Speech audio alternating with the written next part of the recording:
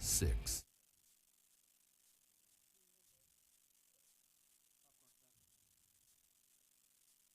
It's time.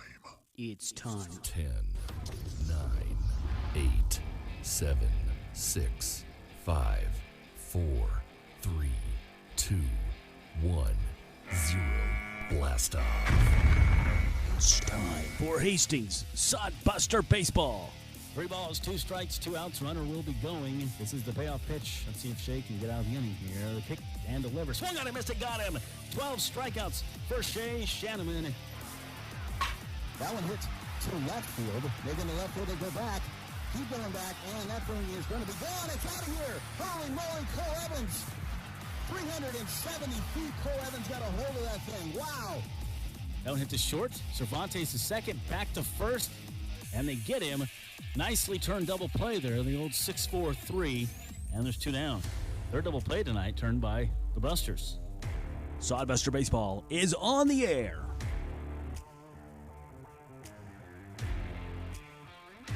All right, welcome to Duncan Field, everybody. Josh Salmon, Steve Stein, and Nate Miller ready for some baseball as Wheat City Whiskey Jacks are in town. How's it going out there for you? It is a warm one here. And, Steve, you work outside most of the day. How are you doing today? It was really good until the haze cleared off, and we feel bad for the haze because you know what that is. That's smoke from the wildfires, but it was really a pleasant day. Temperatures in the 80s. Now, once the haze cleared off, it got hot. The heat index over 100 degrees, but for a guy who works outside every day, I mean, you know, if you stay hydrated and be smart, it's it's not fun, but I'd still rather be doing it in this weather than 20 or 20 below. So, well, and there are some counties around us that are in a tornado watch until 10 o'clock tonight as well. Not here, but some other area counties, so we'll definitely keep an eye on the weather too. 7-inning game tonight, and we'll talk about that more as the game goes along, but basically it's just teams that get down to the season and they're kind of running out of arms and stuff. So it makes it kind of tough for guys to get some things going and that kind of stuff. So, anyways, we'll take a look at the rosters when we come back. Let's take a quick break here on the pregame show. Bullseye Sports Bar and Grill. Score big at Bullseye's every Tuesday's Big Burger Night. Wednesday's wings and draft beer specials. Thursday, roasted chicken buffet. Friday is prime rib and seafood buffet. Saturday, their world-famous prime rib and comfort food special. And every Sunday, chicken and breakfast brunch from 10 until 2. Bullseye Sports Bar and Grill, dine-in or carry-out. 2017 West 2nd Street. Bullseye Sports Bar and Grill, a proud sponsor of Sodbuster Baseball. Just visiting Hastings? Need a place to stay? How about the C3 Hotel and Convention Center? Connected, clean, comfortable. C3 Hotel and Convention Center. 2205 Osborne Drive, East. Event and Convention Center. 101 rooms, free hot breakfast, life-size game area, 24-hour fitness center, indoor pool, whirlpool. C3 Hotel. Official hotel of the Hastings Sodbusters. Visit c3hotel.com. All right, here I am at Duncan Field, ready for the game. I know I'm about 2 hours early, but I got to get my favorite parking spot. Oh, man, I'm so hungry. But I don't want to leave my favorite parking spot. There's nothing out here to eat. Wait a minute, what's that? Big Dally's Deli? That's right across from center field. I could just walk over there, get myself a choice of any kind of sandwich I want, and there's a ton. Come back, eat it in the car, and still have my favorite parking place and not miss a second of the game. I'm going to try that. Big Dally's Deli with 2 locations, 610 East South Street and 801 West 2nd Street in Hastings. Let's face it, nobody likes doing laundry. That's why Burlington Village Laundry and Tanning make it easy. You can drop off your laundry and they can do it for you. Comforters, dry cleaning, rugs, weekly laundry, extra large self-service washers and dryers available if you like doing it yourself. But who does? Plus, check out their tanning.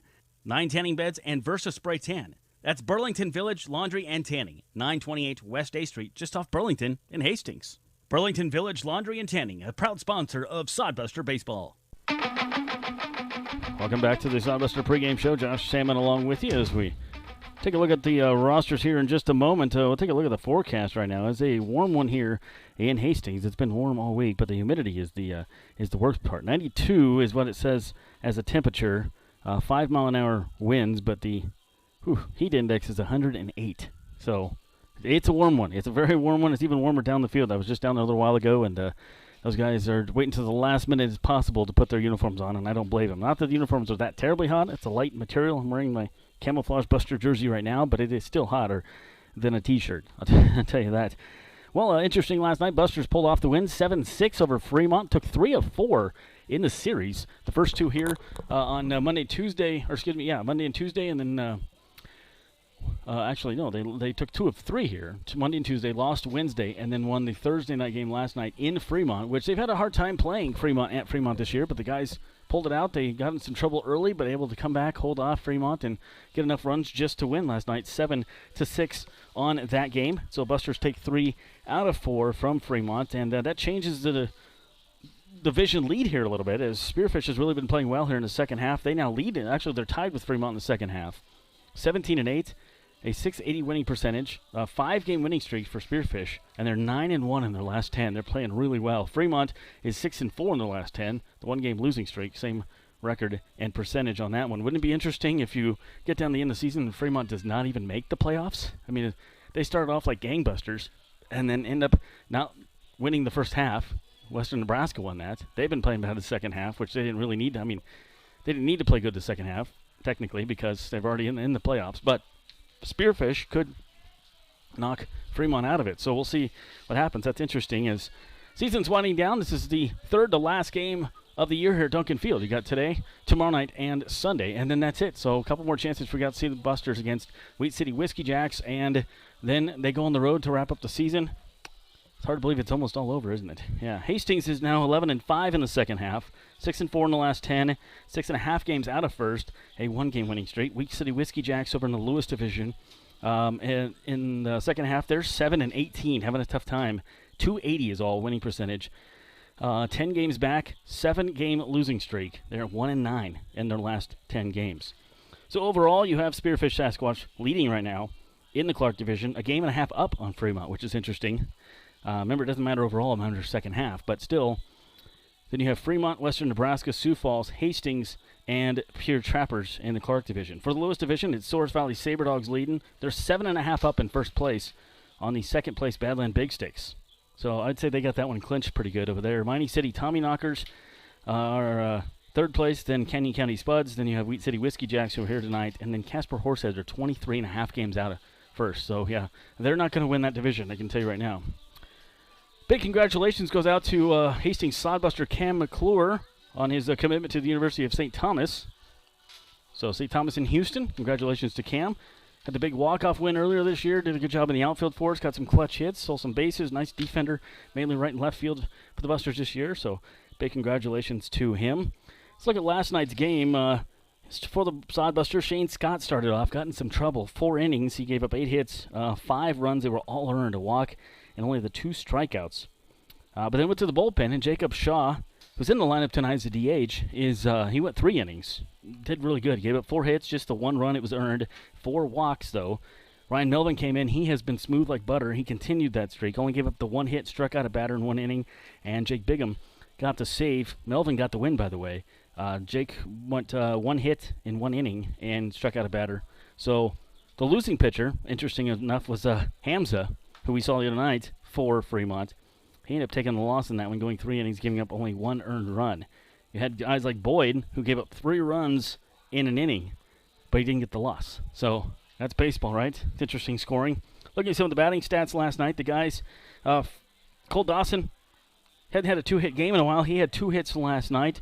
Hit for Logan Johnstone, a hit for Omar, 2 hits for Luke Solis. He's really been swinging a good bat as well. And that's actually all the hits in the game for the Sodbusters. 5 RBIs, 14 walks. They were patient at the plate. Only 5 walks for Fremont. That's a big key, too. And the pitching only gives up 5 walks for Hastings. That's outstanding. They had a guy with 3 hits, E.J. Taylor, who's been hitting everybody. Luke White only had a hit. Simonson with 1. Koski with 2. Nichols with 1. Reynolds with 2. Zone with 1. And Morphew and Baskin. Morphew had 1.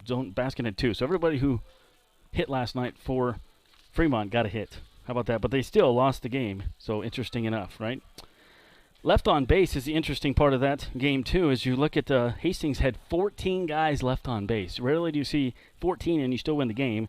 Fremont had 11. They've had double digits left on base the entire series here. Just weren't able to get the clutch hits either. So we'll take a break, come back, look at those starting lineups as promised. This is the Sodbuster Baseball pregame show here from Duncan Field, and now a word from Eagle Distributing.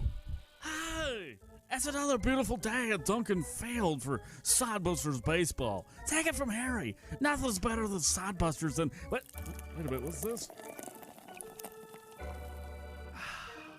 Okay, my 2 favorite things now. Beer and baseball. Oh, does it get any better than that? As a long fly ball to center field, now it's caught by the second baseman. Eagle Distributing, a proud sponsor of Sodbuster Baseball. Galbusters! Hi!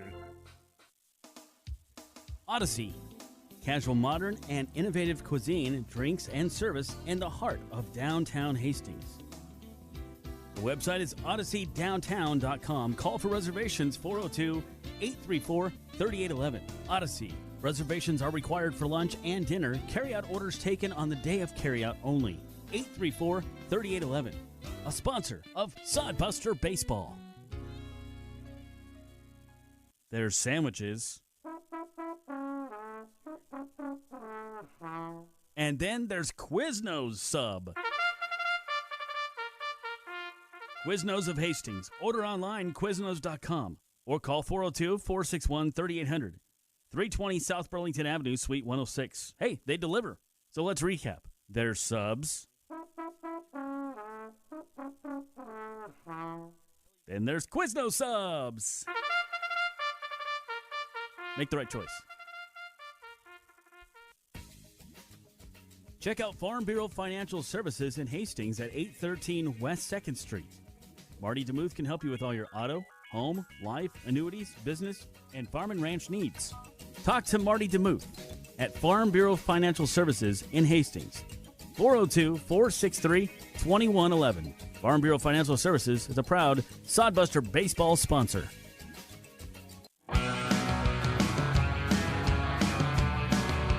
We're back on the Sodbuster pregame show here at Duncan Field. 92 very warm degrees, 108 degree heat index here at Duncan Field in Hastings, and it's a warm one. I was talking down to Trevor Matson's parents who are here and his brother from Riverside, California, And, they're used to hot weather. It gets hot in California, but it doesn't get the humidity in Southern California. I know because I lived out there for 16 years. You don't get humidity. You get a nice breeze, a Santa Ana wind, as they call it, and it's not so bad. So 93 out there isn't so bad. It's like 80-something here. But when you get this and you come from there and it's like, whoo, what's going on here? But they've probably been to Vegas or Arizona, I'm sure, and they understand the humidity because it gets really, really bad there. So Cam Brickachek joining the Hastings Sodbusters team today down there. We're in number 12. Brickachek, of course, a Hastings College guy, so nice to have him on the team. Infielder.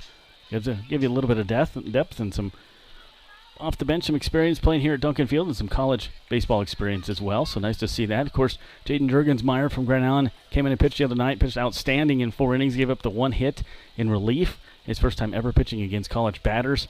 You have also Braden Robinson from Grand Island as a backup catcher on the team. And there's one more Hastings College player that I can't leave out. Got to look at the infielders here. Blake Tyrell. We saw him the other night make the play at first base. He came in defensively late in that Thursday night game. So a couple of guys adding there. Otherwise, still back to the regular guys. We have look at the lineups here for Hastings Sodbusters. Omar Jackson will lead things off. He'll be in center field. Cole Dawson batting second, playing second tonight. Trevor Matson is at third base, batting third. Matt Hallbeck didn't have a hit last night, but he's really been playing well lately. He is in right field, batting fourth. Logan Johnstone is in left field, batting fifth. JT Cafferty is at first base, batting sixth. Luke Solis is at shortstop, batting seventh. Nick Carlson batting eighth and catching. And Jacob Shaw is your DH tonight, batting ninth, with Trayton Scully on the hill. So it's Jackson, Dawson, Matson, Hallbeck, Johnstone, Cafferty, Solis, Carlson, and Shaw. And for your Wheat City Whiskey Jacks, leading off is second baseman Nolan Lingley. And then you have Parker Stroh is the catcher, batting second. Caleb McDowell is the DH, batting third. Jake Jelly is the right fielder, batting in the cleanup spot. Kobe Tweeten is at first base, batting fifth. Jackson Sorensen is at third base.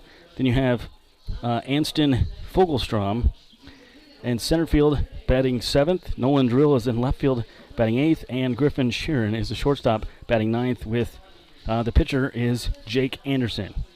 So it's Lingley, Stroh, McDowell, Jelly, Tweeten, Sorensen, Fogelstrom, Drill, and Sheeran is your lineup. So we'll take a break, come back. This is the Sodbuster pregame show here from Duncan Field.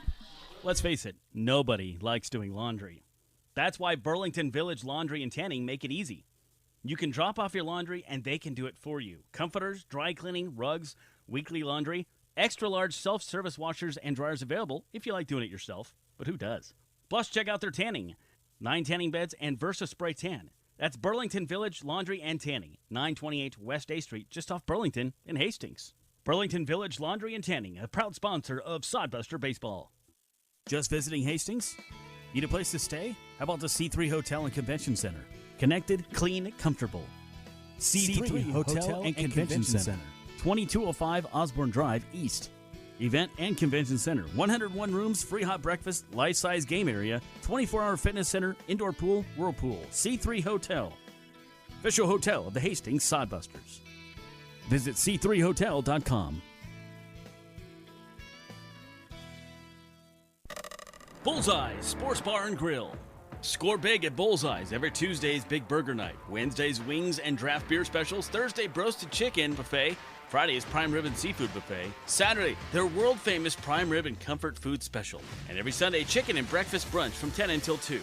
Bullseye Sports Bar and Grill. Dine-in or carry-out.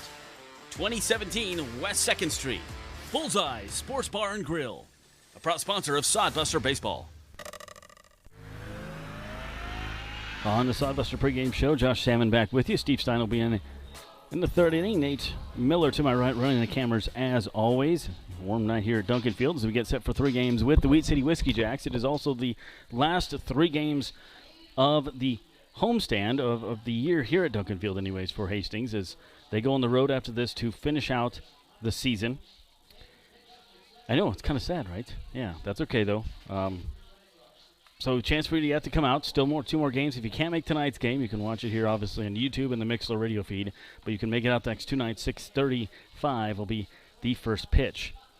For the Sodbusters, they go on the road after this series. Let me get you their schedule here, as things have changed originally they were going to play against Sioux Falls, but now they will see Wheat City again after this series. They travel to their house, play at Kraft Field on Tuesday, Wednesday, and Thursday after a day off on Monday, and then they wrap up the regular season at Pierre on Friday and Saturday. So season's over. August 7th regular season is. So Buster 6.5 out right now in this half of the season, and it's been a weird last couple games, last few days, I should say, for this league, and some guys changing, some teams changing ranks and that kind of thing. So we'll see what happens. I don't know. Nothing else. Busters can play spoiler at this point as well. Take a look at the Clark division leaders, and I know that Trevor Matson is on a couple of these categories. I was just talking to his dad down there, and his dad knows exactly what his stats are. It's pretty cool. You have Trevor Matson is sixth in the league in home runs with 6. He is 4th in the league in RBIs with 45. Very cool, yeah. And then batting, you have Cole Dawson on there with 327 batting average. He is in 8th place right now in the Clark division. E.J. Taylor, who we just saw from Fremont, is leading the league in that one. Pitching leaders, you have Shane Scott, who pitched last night. Wasn't his best outing, but he still has 49 strikeouts. He is in 5th place in the league. And that's it for the Busters on the leaderboard, so give you some of that there. Come on out. There's discounts on brewskis tonight if you come out. More details on the Facebook page and the website, Twitter feed as well. You check that out for yourself. If you want to go back and listen or watch any of the other games, go to our YouTube channel and see what you can pick out your favorite game and give it a watch or give it a listen. You can also go on Mixler Radio. I believe as soon as I post those here, you can get those back as well. And it's always fun to meet the watchers and listeners. Talking to Trevor Matson's dad, which honestly I don't remember his name now because I'm not good with names, but with parents' names anyways. He says he watches every night, though, so that's cool. Here from Southern California, his mom and his brother and his dad to watch him play. So no pressure, right? I wonder if it's tough with your parents in the crowd watching or nothing. But I don't know. His dad goes to all of his regular season games, too, he says, or tries to. So that's cool. That's a neat deal. So Wheat City have been struggling lately, 1-9 in their last 10 games. They are having a tough second half of the season. And right now they're second to last, behind Casper, who's also been having a tough season overall for Casper. But Wheat City is 7-18 here in the second half. They are actually tied with Casper in the second half. Overall, they are 21-34. So that's a tough one. Buster's trying to get up to 500. They have to win the next 4 games to get to 500. They're 11-15 right now. So people filing in here on your warm Friday nights is good seats in the shade. Even a couple people found their spot over in the sun to get here set for first pitch. We're about 10 minutes away here on the pregame show. Some other games going on in the Expedition League tonight. I'll get you those here in a minute if my computer is being weird. So we will have I'll have to get to that in a second here. So I'm trying to figure out. It looks like this one is being stupid on me. Sorry. Get to a different computer, so I'll come back to that one. Anyways, let's take a break and come back, and we'll have a little bit more on the pregame show. I was looking for a couple players before the game, and I think they're all hiding in the cool locker room, which I can't say I blame them for, right? Yeah. Bullseye Sports Bar and Grill. Score big at Bullseye's every Tuesday's Big Burger Night. Wednesday's wings and draft beer specials. Thursday, roasted chicken buffet. Friday is Prime Rib and Seafood Buffet. Saturday, their world-famous Prime Rib and Comfort Food Special. And every Sunday, chicken and breakfast brunch from 10 until 2. Bullseye Sports Bar and Grill, dine-in or carry-out. 2017 West 2nd Street. Bullseye Sports Bar and Grill. A proud sponsor of Sodbuster Baseball. Just visiting Hastings? Need a place to stay? How about the C3 Hotel and Convention Center? Connected, clean, comfortable. C3 Hotel and Convention Center. 2205 Osborne Drive East. Event and Convention Center. 101 rooms, free hot breakfast, life-size game area, 24-hour fitness center, indoor pool, whirlpool. C3 Hotel. Official hotel of the Hastings Sodbusters. Visit c3hotel.com.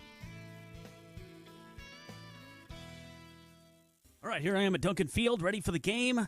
I know I'm about 2 hours early, but I got to get my favorite parking spot. Oh, man, I'm so hungry. But I don't want to leave my favorite parking spot. There's nothing out here to eat. Wait a minute, what's that? Big Dally's Deli? That's right across from center field. I could just walk over there, get myself a choice of any kind of sandwich I want, and there's a ton. come back, eat it in the car, and still have my favorite parking place and not miss a second of the game. I'm going to try that. Big Dally's Deli with 2 locations, 610 East South Street and 801 West 2nd Street in Hastings.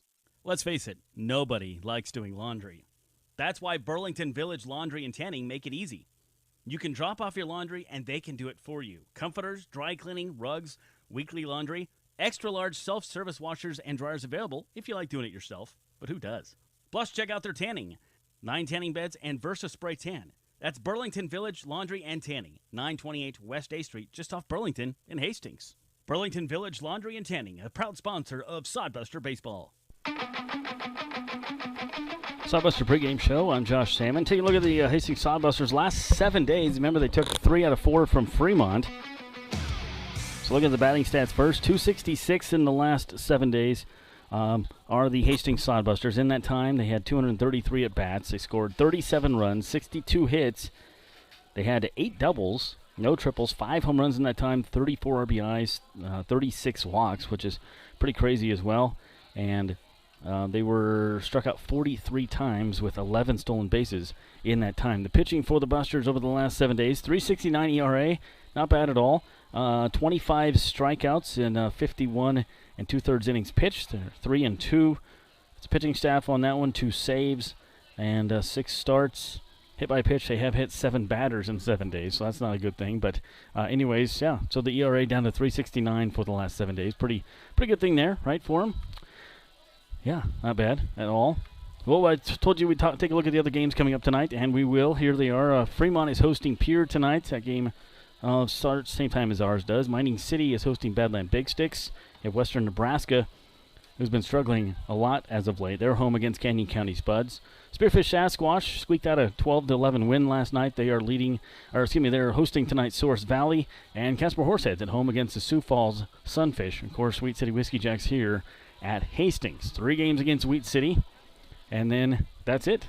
Busters go on the road after that to wrap up the season. That's it for here. Sunday night will be the last broadcast for us for the 2021 season. Tear in my eye. There we go. I enjoy doing this and hanging out with you guys. How about that? I do. Lots of interesting trades today in Major League Baseball and the trade deadline, and players coming and going, and lots of moving trucks, if you will. I'm sure they just have people do that for them, as much money as they have. Some guys just moving across, like you had a couple guys from the Cubs to the White Sox, and then you had some guys go from the Cubs. Rizzo went to the Yankees, and Baez went to the Mets, so they can still technically hang out. But so kind of weird like that. My Padres weren't too active, but got a couple guys, so we'll see what happens. Dodgers very active, which makes me upset. Chris Bryant went to the Giants. Some of the bigger names there, but Max Scherzer went to the Dodgers, so now I have to boo him. All right, that's just the rule. You're a Dodger or Yankee, I have to boo you. Sorry. Talking to Trevor Matz and his family before the game. They're from Riverside, so they're Angels fans. They also said they like the Rams now. They have the LA Rams football team out there. And they asked me if I was a Chargers fan because Chargers are now there, but I said, nope, Chargers moved to LA. I can't like them. So just my rule, being from Southern California, and they understand that as well. Being from Riverside, California, which is a little north of Santee, where I grew up. Getting close to the first pitch. We'll take a look at the lineups here once again. If you're just tuning in, for the Wheat City Whiskey Jacks, it's going to be Nolan Lingley leading off at second base, and Parker Stroh at catcher. Caleb McDowell's at DH. Jake Jelly batting fourth and in right field. Kobe Tweeten is the first baseman batting fifth. Jackson Sorensen at third base. Then you have Houston Fogelstrom in center, Nolan Drill in left, and Griffin Sheeran in at shortstop with the pitcher as Jake Anderson. For the Hastings Sidebusters, Omar Jackson will lead things off in center field. Then you'll have Cole Dawson at second base. Trevor Matson at third base tonight with Matt Hallback batting cleanup in right field. Logan Johnstone in left field batting fifth. JT Cafferty's at first base batting sixth. Luke Solis is at shortstop at seventh position. Nick Carlson behind the dish batting eighth. And Jacob Shaw as the DH batting ninth with Trayton Scully on the hill. Trayton with the long locks from York College. So Steve's announcing the lineups over here. So we have some kids ready to throw out the ball out there. It looks like we got some of the Frew kids, some of Jason's kids, and some of Brian's kids out there ready to throw out the first pitch. And Jason's son barely comes up to his knees. So that's fun. It's a good time at the ball park, right? He was playing catch with the players a moment ago. That's a neat feel, right? That's a neat deal. So Trayton Scully, his buddy Manny, not on the team anymore. Manny Herrera had to go lead the team, and so that's just the way this league goes. But those two were good buddies, and they'll see each other again next season. I'm sure Manny's tuning in the broadcast at some point. Probably went back to Panama City for a little bit before coming back to start school here, not too far away. Trayton Scully. Do some numbers on him here. As Trayton, obviously, as I said, goes to York College. He's from Lincoln, Nebraska. Of the season, he's 2-4, 6.70 ERA, 10 starts on the season. He has 45.2 innings pitched, so 45 2/3, 31 strikeouts, 26 walks, and 56 hits. He's only batted in one game. Last time starting was July 24th, so about 6 days ago. Didn't get the decision, went 4 innings, gave up 3 earned runs, 4 hits, 6 walks, no saves, and 21 batters faced on that one. On the other side, for Jake Anderson, Wheat City starting pitcher tonight. He is from Southlake, Texas, goes to Biola University. Last pitched on July 25th at the Big Sticks. Didn't get the decision, went 1 inning in that one. Gave up 3 earned runs, 3 hits, 3 walks, and a strikeout, and 10 batters faced only, so very short outing for him. In fact, most of his outings have been very short. He has 1 6-inning outing on July 13th and a couple 4-inning outings, so don't look for him to go too deep in this game. But then again, they're lacking arms just like we are, so he may go a little deeper depending upon where they're at. 7-inning game tonight, folks.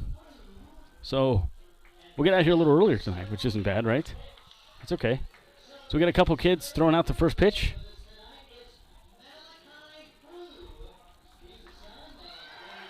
Malachi threw out the first pitch there. All right. He barely passed Chandler Wagner's knee.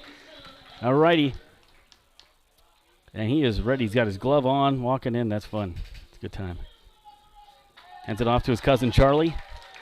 Charlie, the left-hander. That's Brian's son with the blue shirt on there. And the players coming over to greet the guys for high fives. Malachi's like, okay, I'll give you 5. Not shy of the guys. You know, they're twice their size, 3 times his size. That's fun.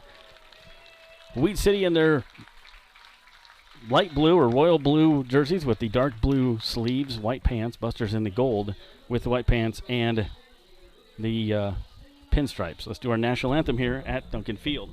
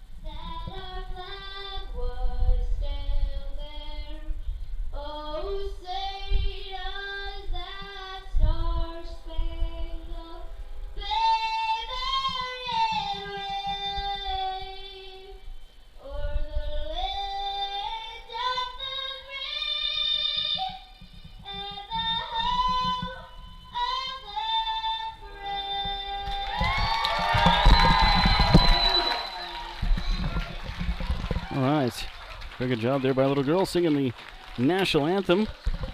Here at Duncan Field, Josh Salmon along with you. We have Steve Stein will be in the 3rd inning. Nate Miller to my right running the cameras.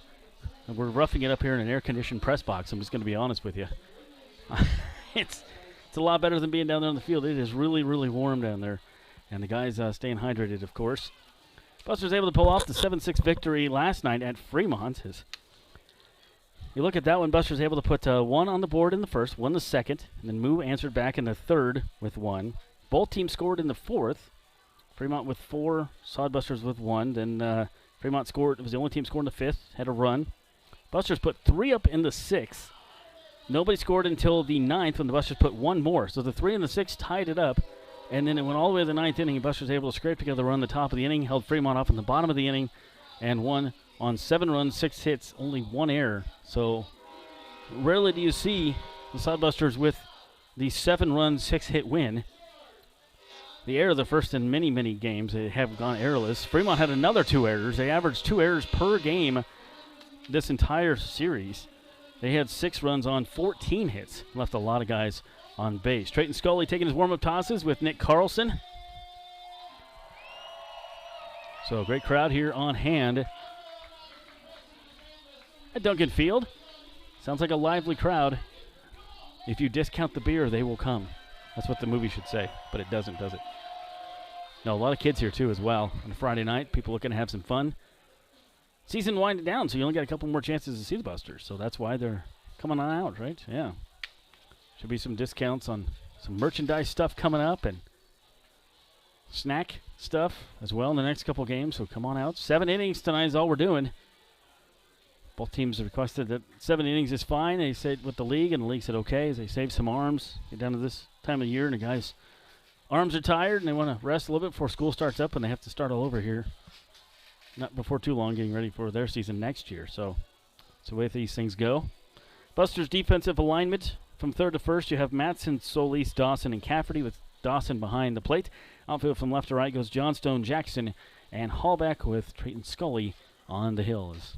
First batter stepping in there, Nolan Lingley.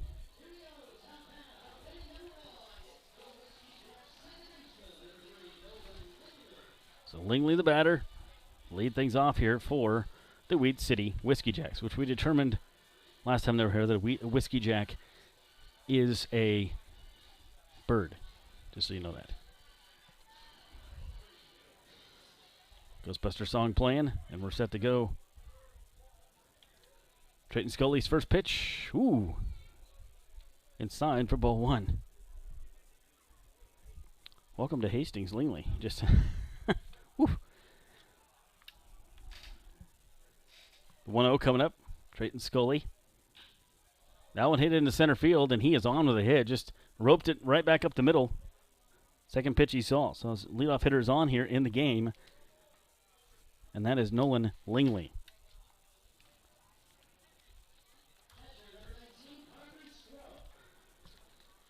Parker Stroh comes up. Weird to see a catcher batting in the second spot, but that's what they do. 666 is his batting average, but he's only had 9 at-bats. So, left-handed batter. Langley leading off of first base. Pitch outside. 1-0. Trayton actually has sleeves on underneath his shirt. Has to be like 200 degrees. They're the 3/4 sleeves, but they're still sleeves. That's got to be really, really warm. That one hits the center field as well, but staying in the air a little more longer. And Omar with the catch. So fly out to center there. 1-on-1 out here for the Weed City Whiskey Jacks. I like those uniforms. Those are nice. The blue. Navy blues with the blue stripes, or blue shoulders, I should say. So it brings up Caleb McDowell. McDowell is the DH. Dow batting .276 on the season. 21 RBIs. Runner on first is Nolan Lingley. He led off with a single. That one hits you short. Over to second, back to first, and they don't get the double play. It was not a good relay throw by Cole Dawson at second. It pulled JT off the bag. Luckily, he got a glove on it to keep it from rolling away. Carlson did a good job backing up the catcher. So, going to be the fielder's choice there. And Jake Jelly comes up. You ask me how Jelly spelled? Okay, H-J-E-L-L-E. Jelly batting .355. 36 RBIs. He leads the team. That's why he's batting DH. He's the right fielder. There's 1 on, 2 outs. Pitch in there for a strike. Just underway here in the first inning of a 7-inning game from Duncan Field. Jelly steps out of the box for a second, gains his composure, looks at his bat, steps back in. Got the white batting gloves there. Langley with the lead off of first base. Langley's only stolen 1 base in 32 games, so probably not going to send him over there. As a team, Wheat City has stolen 96 bases this year, so more than Hastings, but some guys a little bit later in the lineup have more stolen bases. 0-2 count coming up here to Jelly. Drayton gets the pitch. Scully comes set and throws. That one fell off first base side. Jelly just managed to get a piece of it off the handle of the bat. So you had Langley, who's on first, led off with a single. Parker Stroh flew out to center field. Caleb McDowell, Langley's not on first. You have McDowell over there on the fielder's choice. As Langley got out going to second on the fielder's choice. So that is McDowell at first base. McDowell will steal occasionally. He has 12. That one hit to short. Solis across the diamond to J.T. Cafferty. And they get out of it, leaving 1 on base. So 1 hit, no runs, and 1 left on here at Duncan Field. Sodbuster Baseball. We'll take a look. We'll take a break here for a second and come right back. This is Sodbuster Baseball from Duncan Field. Now a word from Johnson Imperial. Imperial of Hastings and Kearney has been a quality builder and developer since 1918. They have your office and retail space solution.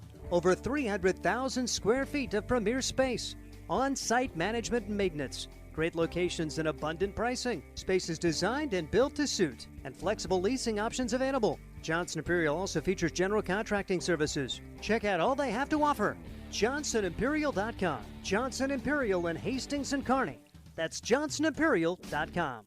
Nebraska Land Distributing is a proud sponsor of the Hastings Sodbusters. When you come to the ballpark, get a refreshing Coors Light, courtesy of Nebraska Land Distributing. Nebraska Land Distributing also features Leinenkugels, the ultimate summer drink, cold and refreshing, and sold at Duncan Field. Another Nebraska Land Distributing option when you come to the ballpark is light beer from Miller. Everything you've always wanted in a beer and less. Nebraska Land Distributing, proud sponsor of the Beer Batter at all Hastings Sodbuster home games. Well, Trenton Scully gives up the 1 hit, and he gets out of it with a fly out, a fielder's choice, and a line out, or ground, I should say, to the shortstop. So the Busters will have Omar Jackson up, then Cole Dawson and Trevor Matson. Josh Salmon back with you here from Duncan Field. Nate Miller running the cameras to my right as Busters wrap up their last homestand here on Sunday against these Wheat City Whiskey Jacks. So hard to believe that the season's almost over, but it's also hard to believe that kids around here are going back to school in less than 2 weeks. That's crazy as well. Take it from me. My wife's a teacher. She's not ready yet. I mean, she is prepared ready. She's just not mentally ready yet. And tell me, nobody gets more prepared this time of year than she is. But Omar leading things off here.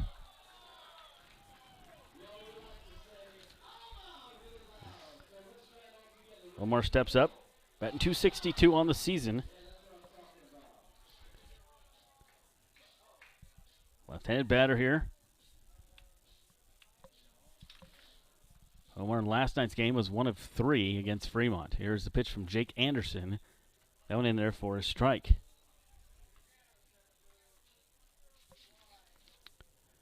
Anderson, a right-hander. 6.94 ERA. High leg kick. Popped up. Slicing foul out of play on the third base side. It is quickly 0-2 to Omar Jackson. Jackson, Dawson, Matson do up here for the Busters in the bottom of the first. No score. Wheat City and Hastings. Warm Friday night. Anderson taking a long line. Goes from the stretch, which is interesting. Nobody on base. Chances of some rain here a little bit later tonight. Only about a 30%. That pitch for a ball. It is currently 91 degrees. And heat index is 106. So it hasn't changed a whole lot. Here's the 1-2 from Jake Anderson. Very high leg kick. That one outside. He goes to 2-2 here.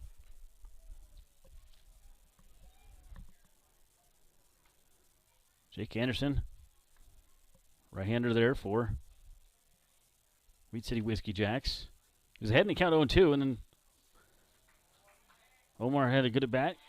Got it back to 2-2 and fouled that one straight back.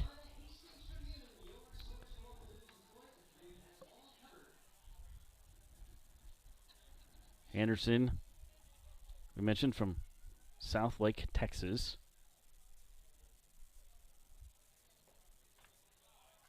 And that one misses. So now 3-2. Good at bat here from Omar. He was behind 0-2 in the count. Got it back to 3-2.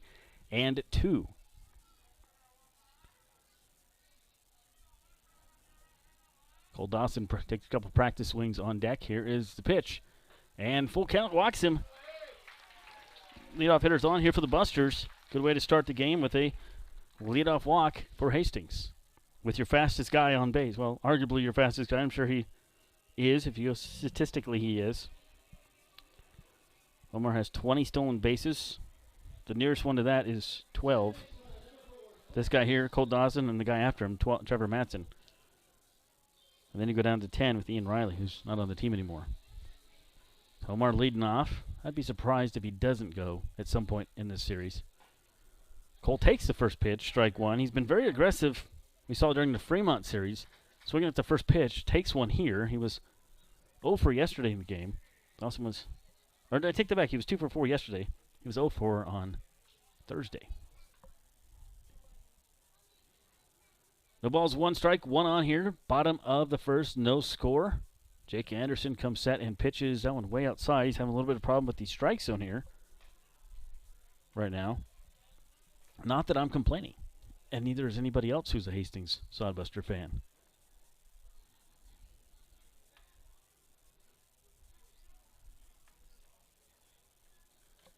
One ball, one strike. Omar doesn't go. He fakes it over at first and jogs back to first base. 2 balls and a strike.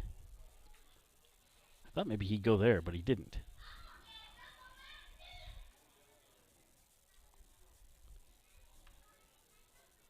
Two balls, one strike. Omar walked a moment ago. He is on first base. Anderson gets the sign to the righty Cole Dawson, one of the toughest outs on the Sodbusters. I think 3:27 coming into this at bat. He goes to 3-1 here. Good at bat for Cole. Busters would gladly take another walk to get another runner on here. For Wheat City, last 7 days, or for the season, their ERA is 6.64.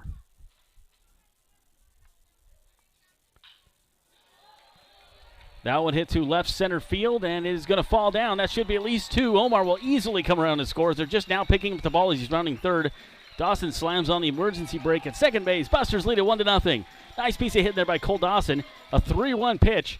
Took it right down the power alley. And Omar was rounding third as they were picking up the ball out there. So he was easily going to score from first base. Nice RBI double there for Cole Dawson. And for Cole, that is his 10th RBI of the season. Second on the team in that category. Brings up Trevor Matson. He is number 1 in that category, by the way, just in case you want to know. Matson fouls the first one off on the right side. Hey, Scott Galusha in the house. Scott's been a little ill last week, but it looks like he's back and ready to go.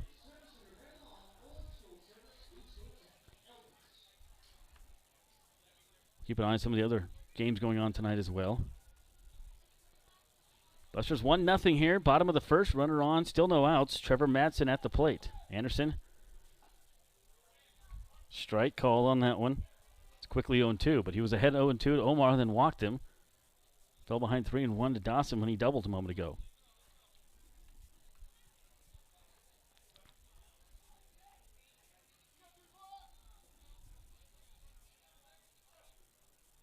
Checks his runner. The 0-2 coming up from Anderson.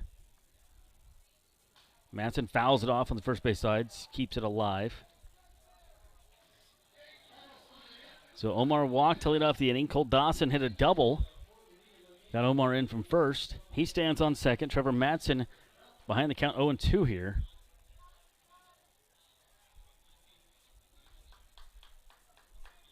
Against pitcher Jake Anderson. Anderson gets a sign he likes from his catcher, Stroh. Takes a long time, long look. Checks. He didn't even look at Cole that time. Checking his runner. That one fouled straight back. And Madsen keeping it alive up there. His parents here, his brother's here from California. Here for the weekend to take in the series. Nice folks. Had a chance to visit with them for quite a while before the game. Sitting down here right close to the dugout. Anderson ready to go. He goes from the stretch even if runners aren't on base. Just how he pitches. But there is one on. Cole Dawson at second base. Busters up 1-0 here. Bottom 2. It's still an 0-2 count. Trevor Madsen takes that one way outside.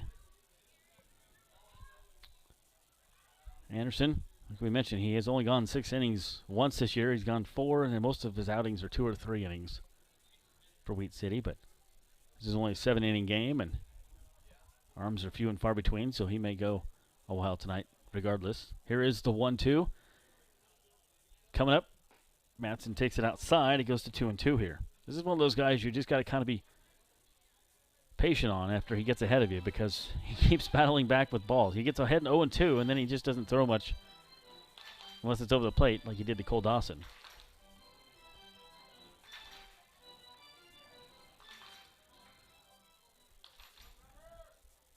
Here is the 2-2. Trevor Madsen, high chopper down third base line. That is a foul ball. We'll do it again at 2-2. 1-0. Hastings, as other games are just getting underway around the Expedition League. Spearfish now leads, well, tied for first, I should say, or leads the league, but they're tied here in the second half against Fremont. So it'd be interesting to see what goes on in their 2 games tonight. Spearfish is hosting Source Valley, Fremont hosting Pure Trappers. Western Nebraska hosting Canyon County Spuds, so a couple different division games there, just like this one, with teams from Lewis and the Clark Division. That one well inside, and it goes to 3-2 to Trevor Madsen. No outs. Busters up 1-0. Omar walked, and then Cole Dawson hit a double to knock him in. He stands on second. Trevor Madsen, third batter of the inning. Anderson. This is his 8th pitch of the at-bat against Trevor Madsen.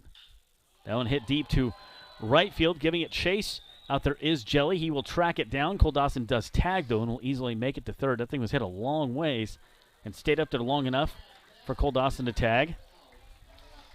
So, fly ball there. There is 2 outs. There's a Matt Hallbeck. Hallbeck's been playing very well in the last 7 days. He's batting .324, has 11 hits and 34 at-bats, 7 RBIs in that time. He's only struck out 3 times. Keep in mind he was a high school player coming in to joining the Busters here not too long ago. Here is the pitch. And a check swing. Dribbler on the first base side. They're going to have to hurry to try to get him. They try to scoop it over, and it doesn't work. He runs into the first baseman, but he is safe, and the run scores. So it doesn't have to be pretty. It just has to be effective. Not the swing he wanted. And the pitcher's like, well, am I going to get it or the first baseman get it? First baseman stayed on the bag. Probably had a better chance at it because second base was running over to cover the bag. So it's an infield single and an RBI. It's not pretty, but the Busters will take it. As Cole Dawson scores on that one. That was with 2 outs, so he tried to shovel it with his glove over, and it didn't work. So now it brings up Logan Johnstone.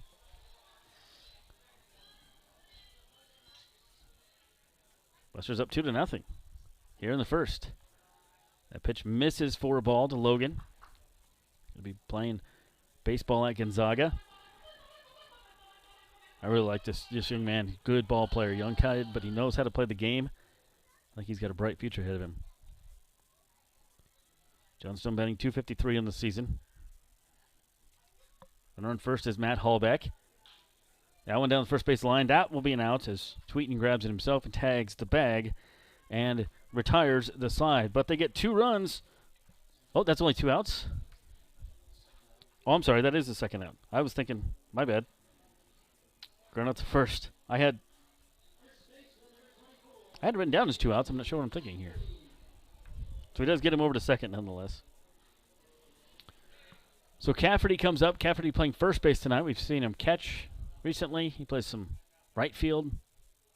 He'll pitch if you need him to. He can also play a little left field.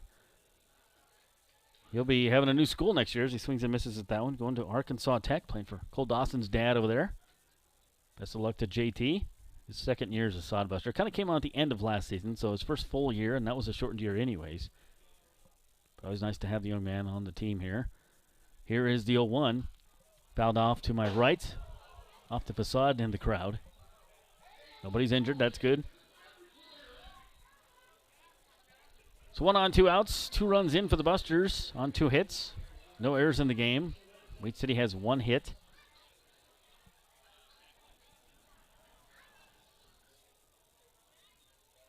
Anderson takes for a long, long time. And that one's upstairs. It's a 7-inning game, but if he keeps this up, it's going to feel like a 9-inning game. The duration of time played. Some pitchers work like they're illegally parked, and some like they're in no hurry.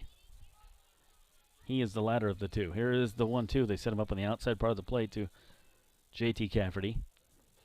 And that one stays upstairs. It's now 2 balls, 2 strikes, 2 outs, 2-0 Hastings. Bottom of the first. Matt Hallbeck stands on second. You had hits this inning from Dawson and Hallbeck. Omar had a walk. RBIs from Hallbeck and Dawson. That one deep to left as the left fielder able to track it down, though. That is drill, and now the Busters are out of the inning. So they get 2 runs on 2 hits and leave 1 on base. It is 2-0 Sodbusters here at Duncan Field. Wheat City coming back in the top of the second. This is Sodbuster Baseball. We'll take a word from Sam's Club.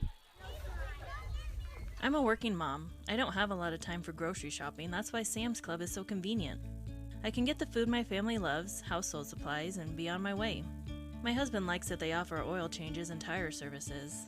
Really saves him time. They have early hours for Plus Club members so I can beat the crowd on the weekend. Plus, Sam's Club offers free curbside pickup. Order online or in the app. Sam's Club, Grand Island.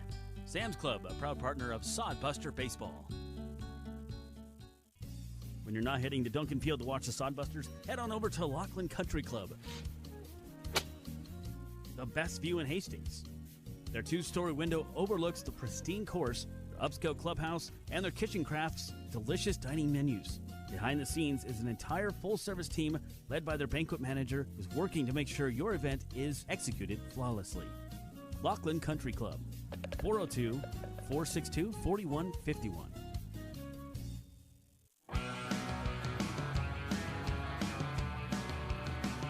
Busters able to scrape together 2 runs on 2 hits. Leave a man on base at the bottom of the first. Josh Salmon back with you. Trayton Scully back out there. Had a good first inning. Just gave up the 1 single and got out of it after that. Let's take a look around the league at some other scores here in Expedition League Baseball. As lots of games happening and some of those just getting underway. But we'll keep you abreast of those. Source Valley is at Spearfish. I have nothing going on that one yet. Western Nebraska is just getting underway with Canyon County Spuds at Western. Casper Horseheads hosting Sioux Falls tonight. Fremont hosting Pierre. Miami City hosting Bad Lads. And here at Hastings, they're up 2-0 on Wheat City. Kobe Tweeten comes up. Tweeten, first baseman, is the beer batter tonight for the Whiskey Jacks, so people are cheering for him to do bad.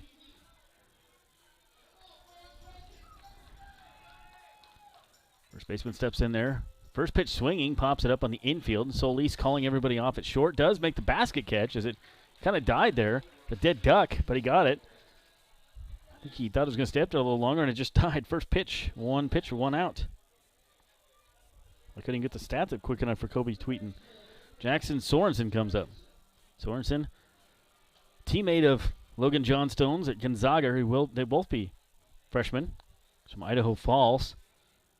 6'4", 195. Tall, lanky kid. Third baseman. Left-handed batter. I like the blue and black bat. 1 ball, no strikes.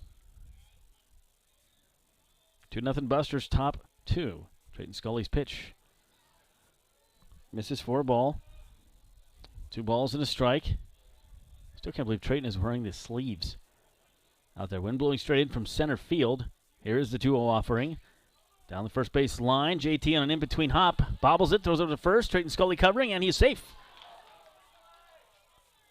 JT bobbling it. Remember, he's getting used to playing first base over there. Still not his natural position. He was a catcher, and he's converting to first and right field. Looks at his glove as it just took a weird hop on him. So they do rule that one an error. No, they give it a hit.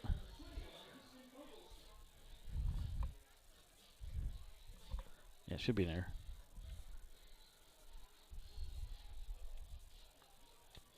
So it brings up Houston Fogelstrom, which is a cool name, I think. Fogelstrom, the center fielder, fouls that one off to the first base side. Houston Fogelstrom. That's a long one. When you're a little kid trying to learn your name, that's a long one to write. Fogelstrom batting .250 on the season from Omaha. Goes to Northeast Community College. Throw over to first. Ooh. Close one, but he's back. Sorensen trying to catch him snoozing over there is Trayton Scully. Trayton's got a pretty good move. It's not bad.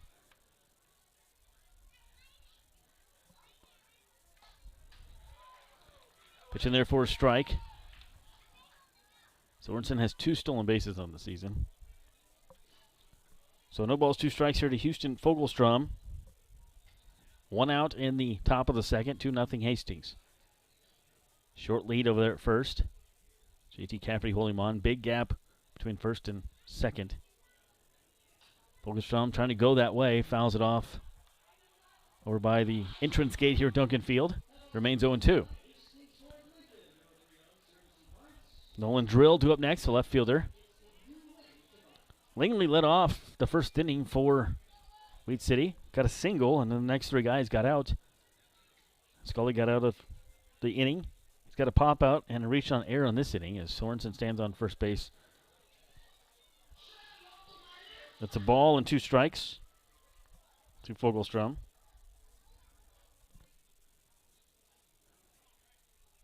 Wind blowing very slowly now from center field straight in as the flags are moving. One fell off.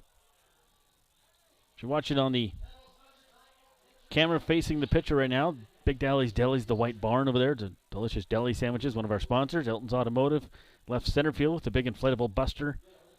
Also a sponsor. Thanks to those guys. Nice to have them sponsor the team every year. I was at Big Dally's 2 days ago, and I'm like, what sandwich to get? They have a cajillion sandwiches in there. It's so many choices. The 1-2 coming up here to Fogelstrom, and that one just missed, not by much. Didn't look too bad from up here. Shadows creeping over the home plate area now. As half the batter's in shade and half is in sun. Sorensen taking a couple more steps over at first. He is not going. Swung on it, missed, got him. Down goes Houston Fogelstrom. That is the first strikeout of the day for Trayton Scully. 2 down here in the second. And that brings up Nolan Drill. Drill batting .224 on the season. From Cortland, Minnesota, goes to Upper Iowa University. Imagining that's the northern part of Iowa. I went to college. Here's the pitch from Trayton Scully. Ooh, that's right into left field. Nothing you can do about that thing. Just a liner out there into left. So a good 2-out hit there for Nolan Drill. First pitch swinging for him. Some of these guys have been pretty aggressive on the first pitch. Second hit given up of the game by Cafferty. So now you have runners on first and second.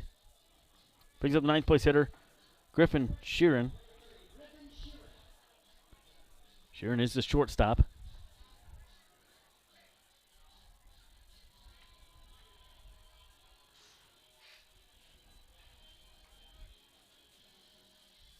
Sheeran listed as a pitcher. Goes to Minot State University. He's from Highlands Ranch, Colorado. Playing shortstop tonight in the game. Swung on and missed on that one. No balls, 1 strike, 2 outs. 2-0 Hastings. They put 2 on in the bottom of the first. We're in the top of the second here. Wheat City has 2 hits.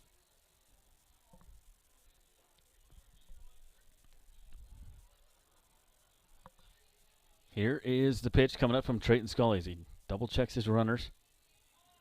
Timeout called now by the batter.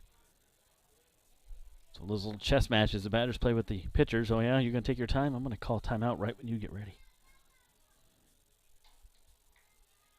Back in the box there is Griffin Sharon. That one fouled back. Trayton Scully at 24 pitches right now. Came in the game with a 6.70 ERA and 45 2/3 inning pitched. He's got 25 pitches right now.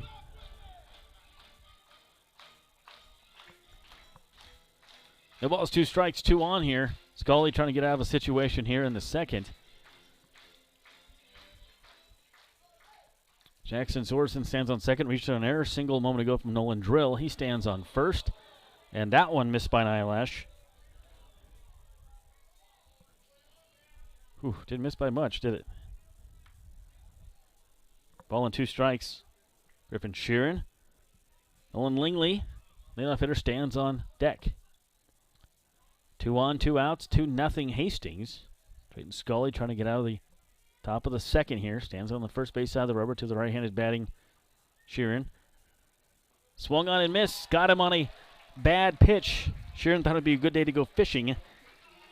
And so they leave 2 on base on 1 hit. And they didn't score any runs. Still 2-0 Hastings. They'll be up here in the bottom of the second. This is Sodbuster Baseball from Duncan Field. We'll take a word now from Ruts Heating and Cooling. And I bet they're busy this time of year. Summer means Sodbusters baseball and hot weather, so make sure you stay cool with Ruts. Ruts Heating and AC is your #1 source for residential and commercial HVAC services in Nebraska. For over 45 years, Ruts has been a name to trust for repairs, installation, and maintenance work on time. Call Ruts Heating and Air Conditioning today to discuss your HVAC needs, free estimates, and the guarantee of their work. Whenever your heating or AC needs, trust Ruts. Visit rutsheating.com. Odyssey. Casual, modern, and innovative cuisine, drinks, and service in the heart of downtown Hastings. The website is odysseydowntown.com. Call for reservations 402-834-3811. Odyssey. Reservations are required for lunch and dinner. Carryout orders taken on the day of carryout only. 834-3811. A sponsor of Sodbuster Baseball. Welcome back as Trayton Scully gets 2 guys on base. Has one reached on an error, 1 single, but again gets out of the situation. And Wheat City leaves 2 on. They have 3 left on in the game. Hastings leading here 2-0. Josh Salmon, Steve Stein, Nate Miller, and I might as well throw Jared Christensen's name in there. He's my left, my second set of eyes up here, my buddy. Helping me out here in the press box tonight. It's hard to believe season winding down. 3rd to last game of the year here at Duncan Field is... I'm probably going to drive here Monday, and there'll be nothing going on. I just get in a habit of coming over here to the Duncan Field, right? It's one of those things you got to shake. Kind of crazy. Still got Major League Baseball, though, after this. Busters will go on the road, though, for a little while, so I can watch a few games for them. They will hit Wheat City after taking Monday off. Tuesday, Wednesday, Thursday. Travel to their house, and then wrap up their regular season at Pier next weekend. League Solis comes up. Good game last night against Fremont for him. 2 of 4, 3 runs scored. A walk, a strikeout. This guy has crazy good hands out there at shortstop. Takes strike 1. The Solis, Carlson, and Shaw due up here for Hastings in the bottom of the second. They lead 2-0. Jake Anderson again gets ahead of the count. 0-2. He has no problem getting ahead of the guys, but he had a hard time getting that 3rd strike. Kind of ahead of a good portion of the batters today, but he either walked them or struck them out or they grounded out or something. But here is the 0-2. Solis hits that one down the 3rd base line. It is slicing foul. About 4 or 5 feet. That would have been extra bases easily. The left fielder was playing drill. You can feel the humidity here in the air as I scoot over to the air conditioning. Solis will re-grab his bat. Luke Solis been a great asset to this team. He joined the team kind of about a little before halfway through the season. Go to UC San Diego next year. with James Shimashita. They'll be teammates. That one hits a short. Over to first. And they can't get it. It's a bad throw. They're probably going to get an E6 on that one. Throw gets away. The first baseman, so reaching on the air there is Solis.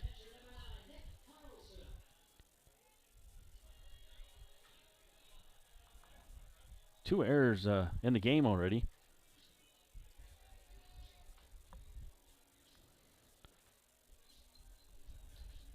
One for each team.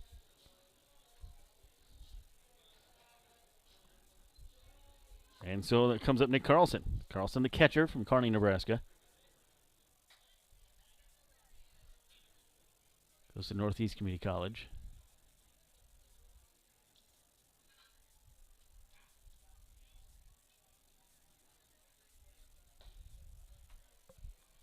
And first pitch is a ball. Solis on base. Reaching on the air. Solis doesn't run often. Has 5 stolen bases.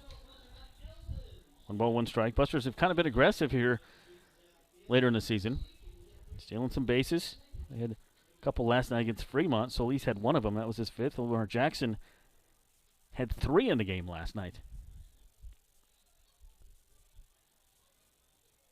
1 ball, 1 strike as he takes a secondary lead. That was right down third base line. That's going to be fair ball. Right past the diving third baseman, going from first to third. And sliding into third is Luke Solis, heading up at second.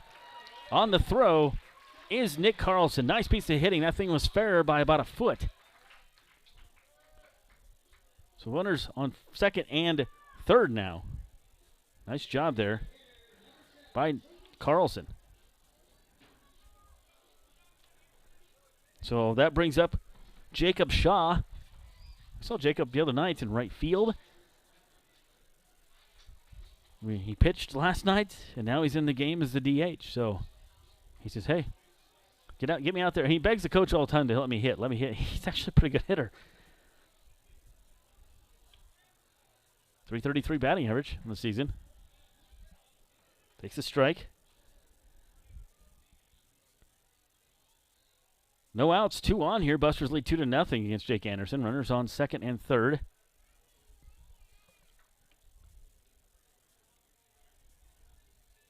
Pitch on the way. That'll hit up to second. That'll get the run in anyways as they get him out at first. Luke Solis scores. So that error come back to bite Anderson and the Wheat City Whiskey Jacks. So now 3-0 Hastings. Ground out there. Second base for Jacob Shaw.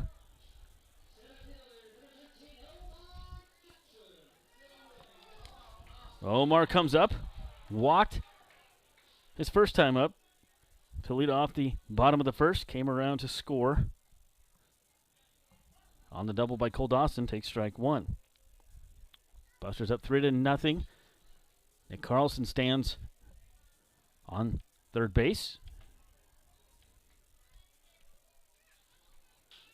That one fouled off of Omar and back to the pitcher. That thing hit him in the leg and then right back to the pitcher. So how hard he was swinging on that thing.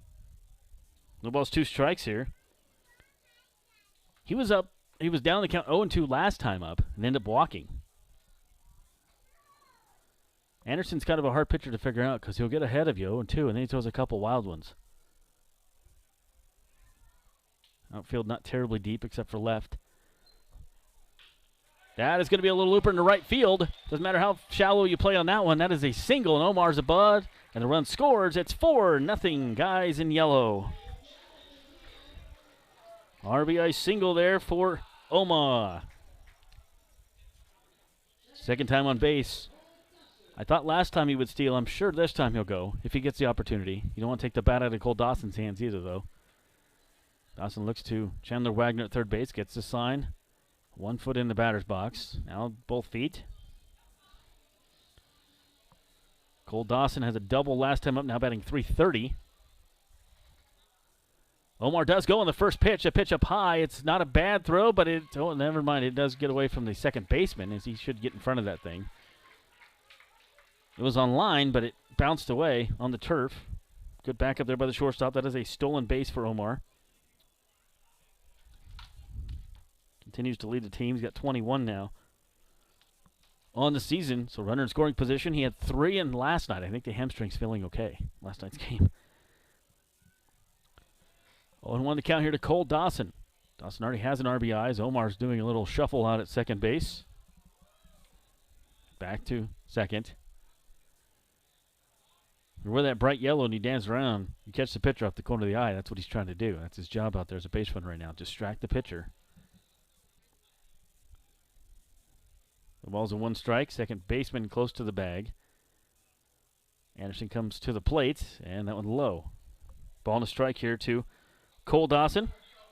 Buster's up 4-0. 4 runs on 4 hits. Last night they had 7 runs on 6 hits against Fremont. Took 3 of 4 from Fremont. 2 here and 1 there in those wins. 2 balls, no strikes, 1 out to Cole Dawson. 4-0, bottom second. That one floats up there, and Cole lays off of it.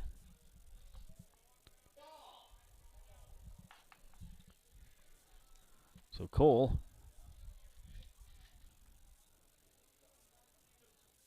one of 1 already on the day today. Ball and a strike to him. That one's in there for a strike. Is it 3-1? Okay, it's 3-1. Sorry, Andy changed it on me there. I had 3 pitches to the plate. He had 2 for a minute. Now Andy changed it on me. So there we go. 3-1 now. Anderson, this is his 5th pitch to Cole Dawson this at bat. And that was chopped third base side and foul. 46 pitches thrown already in 2 innings. Laboring out there is Jake Anderson. It's a lot of pitches for 2 innings. Only playing 7 tonight. 3 balls, 2 strikes, 1 out. Omar Jackson stands on second. Buster's 2 runs in this inning. They scored 2 last inning. Anderson gets a sign that he likes. Cole Dawson fouls that one off on the first base side and out of play. Will remain at 3 balls and 2 strikes. 6:35 tomorrow, first pitch with Wheat City, and 6:35 on Sunday, and that's the last home game of the year for Duncan Field. Duncan will sit empty for a little while as they get ready for football season. High school football starts up at the end of August. It's crazy. You look at high school sports, you have the softball starting here about 3 weeks, and then football a couple days later. State Fair coming up. It's going to start getting busy, if it hasn't already been busy. 3-2 once again from Jake Anderson. Checks Omar at second. Omar does go, and the pitch is up high. Throw down to third. He is safe. That throw was right on the money, but Omar beat it in there. All the third baseman Sorensen had to do was put a tag on, and he did, but Omar was in there already. So 2 stolen bases for Omar tonight is Cole Dawson on the walk. 5 stolen bases in 2 days for Omar. I'm not a doctor, but I'm sure that hamstring's fine. Trevor Matson comes up. Flew out his first time for the RBI.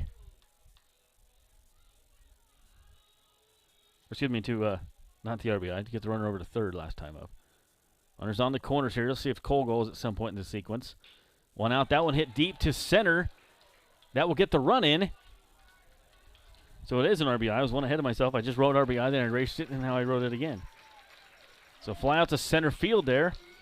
Matson 0 for 2, but he'll trade the RBI for the out. That's fine with him as he pats Omar on the tush, running in.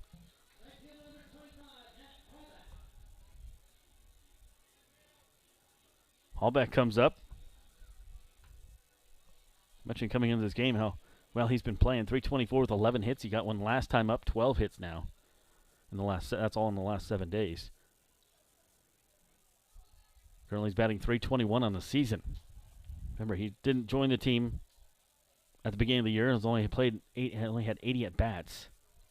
But still, that's pretty good. 12 RBIs, 25 hits in that time, 4 walks. Dawson stands on first base. Busters have 3 runs in this inning against Jake Anderson. Swung on and missed. Can't quite hit the slider there from Anderson as that one goes way outside. 1 ball, 1 strike, 2 outs. Jake Anderson still in there. Nobody warming up in the bullpen for Wheat City. As we said, arms are kind of few and far between for both these teams. Cole Dawson leads off a little bit. That one hit to the power alley. Nobody's going to get that thing as it's going to fall. That should be at least 2. Hallback thinking 3 as he loses his helmet. He doesn't care about the helmet. He's going to go for the triple to throw to third. He is safe. RBI triple for Matt Hallback. And this kid can play some ball. 6-0 now, Hastings. 2 RBIs in the game for Hallbeck.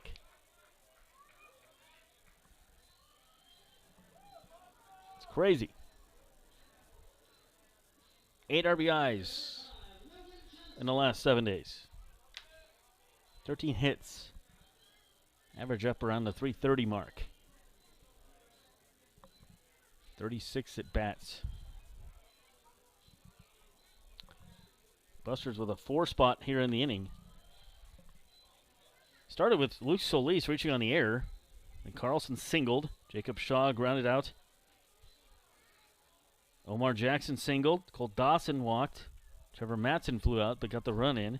And Matt Hallback just tripled. So there's 2 outs to Logan Johnstone. Left-handed batter. All this against Jake Anderson. Pitches outside for ball 1. Anderson in 1 2/3 innings pitched. 5 hits, 6 runs, 3 of those earned.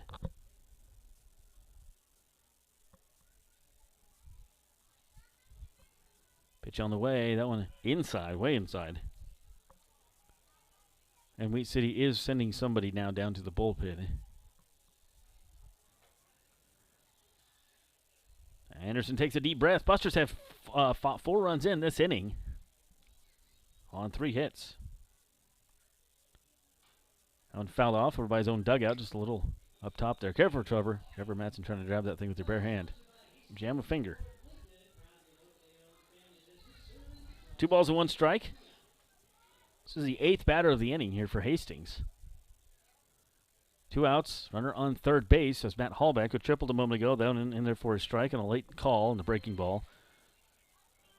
2 balls, 2 strikes, 2 outs. Logan Johnstone at the plate. Swung on and missed on the changeup and did get him down. That is a strikeout. First of the day for Anderson. Busters leave 1 on base. 4 runs on 3 hits. Left a runner on, and 8 men came to the plate. They lead 6-0 at the end of 2. This is Sodbuster Baseball from Duncan Field.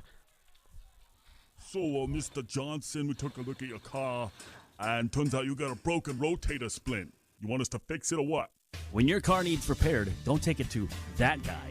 Take it to Eldon's Automotive Repair. Old school service with new school technology. 701 East South Street in Hastings. So anytime your doohickey, thingamajig, or whatchamacallit breaks off, take it to Eldon's Automotive Repair. Eldon'sAutomotiveRepair.com. Remember, don't go to that other guy. Come on, I ain't got all day. I'm busy, you know. A reminder from the Nebraska Lottery. Nebraska Pick 5 has draws. 7 days a week. With jackpots still starting at $50,000. So play Nebraska Pick 5 today. Or you might miss your chance to win big. Top prize odds 1 in 501,000. Welcome back to Duncan Field. As Busters put a 4 spot on the board. They're in a nice cushy lead here for Trayton Scully. We're only in the 2nd inning, and Hastings is up 6-0 with the play-by-play here in the 3rd. Here's my buddy Steve Stein. Thank you very much, and the pitch count can kind of tell the story of this one. As good job for Trayton Scully. 24 pitches thrown to throw 2 shutout innings. Meanwhile, Jake Anderson, 57 pitches and giving up 6 runs. To put it in perspective, ladies and gentlemen, in the last 11 innings now against Wheat City, the Sodbusters have now scored 21 runs. So they got it rolling a little bit. They lost the first 2 games of the series when these 2 teams met in June, but won 15-0 in that series finale.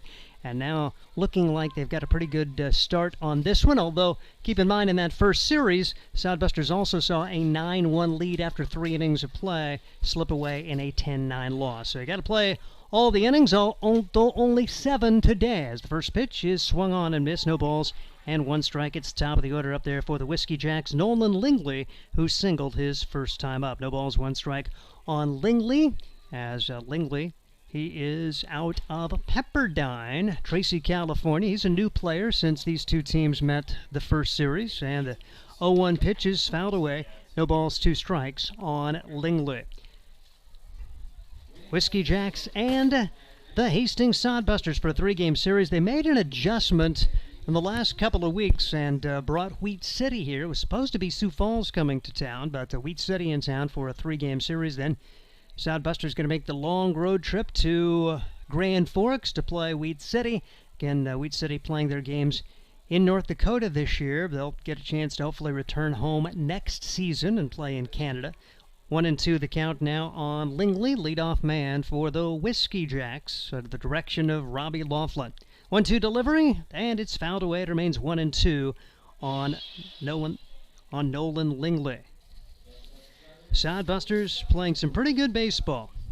Going on the road and beating Fremont. That was the first victory in Fremont this year for the Sodbusters. They went 1-10 against the Move there. 5-5 here against the team with one of the better records in the Expeditional League. Pitch taken for a ball. Now 2 balls and 2 strikes on Nolan Lingley. As it is a pretty good battle going on in both divisions. Spearfish and Fremont tied at 17-8 in the Clark division. Western Nebraska 13-11. Pitch swung on and missed in the dirt. Nick Carlson touches him to complete the strikeout. It is the 3rd strikeout for Trayton Scully. He struck out 3 of the last 4 batters he's faced, and we'll get a look at Parker Stroh, the catcher who lined out his first time up. Parker Stroh steps in the left-handed box. He's out of Minnesota Crookston. And Stroh, relatively new addition, playing only in his 3rd game, was 6 for 9 in the first 2 games played behind the plate. Takes a pitch for a ball, 1 ball and no strikes. He lined out to center field his first time up. Omar Jackson patrolling the spacious center field here at Duncan Field. 1-0 delivery. This one is lined to right field. Hit pretty hard. Coming on and making the running grab is the Hastings right fielder, Matt Hallback. There are 2 outs in the inning. So 2 up, 2 down for Caleb McDowell. Their left fielder for the Sodbusters today is Logan Johnstone. Playing third base, Trevor Matson. At second, Cole Dawson. First baseman J.T. Cafferty. Luke Solis is at shortstop, and Nick Carlson doing the catching. Trayton Scully looking to work a 1-2-3 inning, and the pitch in there for strike 1. No balls and 1 strike. You love to put a 0 on the board after your offense just put up 4. Keep that momentum on your side. Scully's just peppered the zone here the first 3 innings. Pitch is fouled back. It's quickly 2 strikes on Caleb McDowell. As the only base runner in the second, reached on an error. He did allow a single in the first inning, but overall 2 hits allowed for Scully through the first 2+ innings of this one. Here's the pitch. Foul just above the Wheat City dugout, and it's 2 strikes still on Caleb McDowell. Yeah, Wheat City had a pretty decent opportunity first and second after Nolan Drill had a 2-out single, but a strikeout for Griffin Sheeran to end that inning. 0-2 delivery on the way. Just did get a piece of it as McDowell stays alive, and it's 4 straight strikes thrown by Trayton Scully as he tries to set down McDowell. He's the number 1, 2, and 3 hitters in the Wheat City lineup. 6-0 Sodbusters on top half of inning number 3, and the pitch popped up. Short right field. Going back, Cole Dawson makes the catch, and a very easy inning for the Hastings Sodbusters and Trayton Scully, as we will head to the bottom half of the 3rd inning. We bring you this now from the Adams County Visitors Bureau.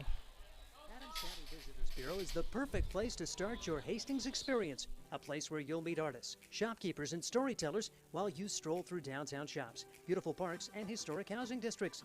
Whether you're a traveler, meeting planner, or a new resident, the Adams County Visitors Bureau is excited to help you find what you're looking for, from places to eat, things to do and see, to places to stay. Ask the Adams County Visitors Bureau. Get details at visithastingsnebraska.com. Experience Hastings with the Adams County Visitors Bureau. You know Graham Tire for their quality tires and service, but did you know that they do brakes, batteries, and oil changes, and even shocks and struts? Graham Tire in Hastings has the quality products and great service you have come to expect from the Graham name. Rick and his crew will get you fixed up and right back on the road safely. And you can trust that the job was done right. That's peace of mind. Graham Tire in Hastings, West 2nd Street, open 7:30 to 5:30, Monday through Friday. A proud sponsor of Sodbuster Baseball. Steve Stein, joined by Josh Salmon. Nate Miller is our studio engineer as we bring you Sodbuster Baseball at a very good start here for Hastings. They lead it by a score of 6-0. And Wheat City continues to throw Jake Anderson out there as he will be in his third inning of work. He's thrown 57 pitches so far. Trayton Scully, meanwhile, is through 3 innings, just 38 pitches thrown. And it will be the 6, 7, and 8 hitters up there. J.T. Cafferty, Luke Solis, and Nick Carlson for the Hastings Sodbusters as they are off to a very, very good start. J.T. Cafferty flew out to left field his first time up, just missed on a pitch that he thought he had a chance to drive pretty well, but it ended up being a relatively easy fly ball, and he takes strike one here. No balls and 1 strike. Sodbusters getting 2 runs in the first, 4 runs in the second. Already a couple of extra base hits today. Matter of fact, 3 of them. Cole Dawson has a double. First triple for Matt Hallback to go along with a double for Carlson. And now here's a bouncing ball left side, but foul. Or should say a fly ball out to center field. And out is J.T. Cafferty, and here comes Luke Solis, who reached on an error his last time up. 6 runs, 5 hits for the Sodbusters. No runs, 2 hits for Wheat City. Each team has committed an error. As Solis steps in, he did reach on the error his last time up, and he takes strike 1. No balls and 1 strike on Solis, who was not a part of the team when Sodbusters played Wheat City in the first series back on June 4th, 5th, and 6th. Bouncing ball left side, could be trouble. It's knocked down by the shortstop. Long throw, not in time, and Luke Solis is a 1-out base runner. Good effort there. Getting to the hole was Griffin Sheeran, but did not have the arm to throw out Solis. So Solis with an infield single, and the Sodbusters have their 6th hit of the day, and they will try to keep it going with the number 8 hitter, Nick Carlson, who had a double his last time up. Sodbusters playing 2 runs on 3 hits in the first, 4 runs on 2 hits in the second. Pitch is in the dirt. Runner takes off, and Solis will get to second on the wild pitch. So 1-0 the count on Nick Carlson. Carlson's been swinging a pretty good bat as of late. He's had some multi-hit games, which he can be proud of, and he will stand in there for the Sodbusters, looking to drive home a run. 1 on, 1 out. Sodbusters already lead it by a score of 6-0. Picking up their 6th hit in this frame. Pitch missing outside. 2-0 the count now on Carlson. As Solis singling, going to second on the wild pitch. Carlson played against Wheat City in 1 of the 3 games with 1 for 4, an RBI, and a run scored. As Jake Anderson works out of the stretch, runner at second, 1 man out. Sodbusters on top by a score of 6-0. Anderson brings the pitch home, and that pitch is taken upstairs. 3-0 the count on Carlson, with Shaw waiting on deck. And then back to the top of the order, which has been very effective so far here today. As Jake Anderson takes a long time up on the hill and brings the pitch home. 3-0 delivery, and that's a 4-pitch walk. So Carlson aboard for the second time on a double and a walk. So J.T. Cafferty flew out to center to begin the inning. Luke Solis with a single, infield variety. And now that brings to the plate the number 9 hitter, Jacob Shaw, who had an RBI ground out his first time up. Really fundamentally sound for the Sodbusters last inning. The guy reach on an error and then a double, then a ground out and an RBI single to bring in the first 2 runs. They would later get a sacrifice fly from Trevor Matson to score another run in that frame. Pitch is taken high, and it's off the glove, and so now the Sodbusters are going to have runners at second and third on a passed ball, and a great chance here for Shaw to drive in at least one, as Parker Stroh just didn't quite get the glove up high enough, and it goes all the way to the backstop. So the Sodbusters 2 in scoring position, only one man out, already up by a score of 6-0. First time these two teams played, Hastings had a 9-1 lead after 3 innings of play, would lose 10-9 in one of the more painful games of the year for the Sodbusters, and then they followed that one up. Had an early lead, but couldn't make it stick, and Wheat City won that one 7-3, and then the Sodbusters took out their frustration. Third game of the series, 15 runs, 13 hits, and a 15-0 shellacking of the Whiskey Jacks. 2-0 the count now on Shaw, and the pitch. Bouncing ball back up the middle into center field for a base hit. 1 run will score. Here comes a second run home. The throw will be cut off, and it's a 2-run single for Jacob Shaw as the Sodbusters lead it 8-0 here in inning number 3. Are we doing a 10-run rule? Not. No 10-run rule in this game. But it is only 7 innings. Okay, there we go. And there is talk, or there's at least a thought of that in future years. And I don't know if you visited with Scott Galusha about it, but we talked about it off air, about with the pitching being at a premium and so many of the team ERAs up over 6, that maybe that would be a good idea to have a run rule next year. So maybe that is something that will be bandied about. Omar Jackson steps to the plate now. He's had a perfect day, a walk, a single. He's scored twice. He's knocked in a run. He's stolen a couple of bases, and he takes strike 1 here. No balls, 1 strike. Jake Anderson on the mound. Again, both teams, battling arm issues in terms of just numbers. Sounds like Sodbusters only going to have 5 pitchers to begin the final road trip of the year. So they may end up playing 7-inning games the rest of the season. That's just going to be bandied about, and they'll make that determination as the season progresses. But Jackson taking strike 2 here. The Sodbusters multiple runs in each inning so far as the pitch is outside for a ball. 1 ball and 2 strikes on Omar Jackson. But what a game he's putting together. On base twice, stolen 2 bases. He stole 3 last night against Fremont. I think the hamstring's doing okay. That's great to see him back at the top of the order, and it's a little different lineup when you can go Jackson, Dawson, 1-2 with Matson to follow those guys, all swinging the bats pretty well.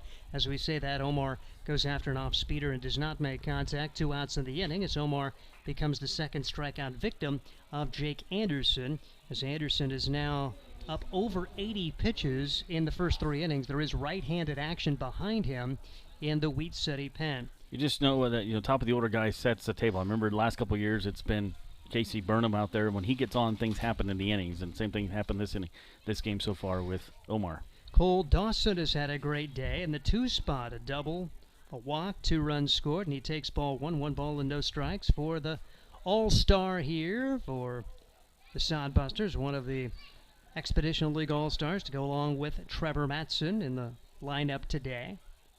Leif Holteen also was an All-Star but didn't go. Pitch is taken for a ball, and the runner goes, and safe at second base on the stolen base as the Sodbusters get Jacob Shaw into scoring position. And the other All-Star, Justin McGuigan, who got injured before All-Star competition. So now is Jacob Shaw considered one of those 5 pitchers because he's been playing in right field and DH? Probably, yeah. Visiting with Jake Schroeder, he thought that was the number of pitchers they officially had at this point. Now, there's maybe a chance to pick up a couple along the way. How Scott Galusha does and finds arms, and 1-1 delivery, and that pitch is on the outside corner for a strike, as it's 1-2 on Dawson. 2 runs have scored in the inning, a 2-run single from Jacob Shaw, who stands at second, and the count instead is 2 balls and a strike, not 1-2, as Cole Dawson stands in the right-handed box. Here's the pitch. Outside, 3-1 the count now on Dawson. 3 walks in the game already given up by Anderson. And there is a righty, as you said, warming up in the bullpen. Looks like he's ready to go at a moment's notice. As Anderson, right-handed pitcher out of Biola University, 3-1 delivery, and this one is lined back up the middle. Shortstop's got it, sets, throws to first, not in time. Runners going home. Here comes the throw, and safe at home. It turns into an RBI ground out for Cole Dawson, and great aggressive base running for Jacob Shaw. And the Sodbusters should say, an infield single that will bring home a run for Cole Dawson as he is safe at first base. And the Sodbusters now with multiple runs in every inning as they have 9 runs on the board, and they lead the contest 9-0 as Trevor Matson tries to keep it going for the Sodbusters. Great base running there from Jacob Shaw. Not only did he steal bases, and then he came around all the way to third, and then when they threw it to first, he went home. And that's a pitcher out there. He's running some good bases. Yep, good instincts there, knowing that Griffin Sheeran is going to have to make a really good throw, and then it was going to have to be turned by Colby Tweeten to bring it home. Matson takes ball 1 as that one's all the way back to the screen, and now Dawson's in scoring position. Matson hit it about as hard as he could the last time, but lined out to center field. He flew out to right his first time up, 0 for 1, but does have an RBI and a sac flies. The Sodbusters trying to get double digits here, and we have not finished the 3rd inning yet. Good to see Murphy Glenn in the house visiting. Hastings is playing really good baseball here the last week or so, really since the All-Star break. They did lose their first 2 games, but then beat Western Nebraska pair, stopped Fremont the first 2 games of the series, could have won the 3rd, did not, but then went to Fremont and won, coming from behind to do it. Scored a run at the top of the 9th to win last night by a score of 7-6, and here they are 9-0 against Wheat City in the 3rd. Pitch is taken outside, 3 balls and no strikes now on Trevor Matson, as the pitch count up near 100 now for Jake Anderson. His folks are right down here in the red shirt, and his brother and his mom, and so fun to see them. 3-0 delivery is popped up into left field, and that is going to be caught, as getting underneath it, making the grab is Nolan Drill, but the Sodbusters get 3 more. After 3 complete, it's Hastings 9 and Wheat City 0. This is Sodbuster Baseball. Hey, you. Your ad here. It's Josh Salmon of Salmon Says Media. Imagine turning on the radio or TV and hearing or seeing your business being advertised. Salmon Says Media offers voiceovers, full audio production, on-hold messaging for your phone, and more. Nearly 2 decades of experience. Salmon Says Media also offers radio imaging and podcast production. See us on Facebook. Salmon Says Media, the official media partner of the Hastings Sodbusters. For the best in promotional videos, custom designs, photography, websites, and more, it's Provident Promotions. You've got the business. Now make it stand out with Provident Promotions. Provident Promotions can help you design your logo, website, custom make your promotional video, and shoot just the right photo for your company or business needs to be seen everywhere. And they even offer email marketing services and social media management. Let them help you from start to finish. 111 North Burlington Avenue, Suite 110 in Hastings. A proud sponsor of Sodbuster Baseball. Sodbusters with the lead 9-0 as we head to the 4th inning here at Duncan Field. And Trayden Scully has got to love pitching against Wheat City, and he has to love probably even more the run support he has received pitching against the Whiskey Jacks.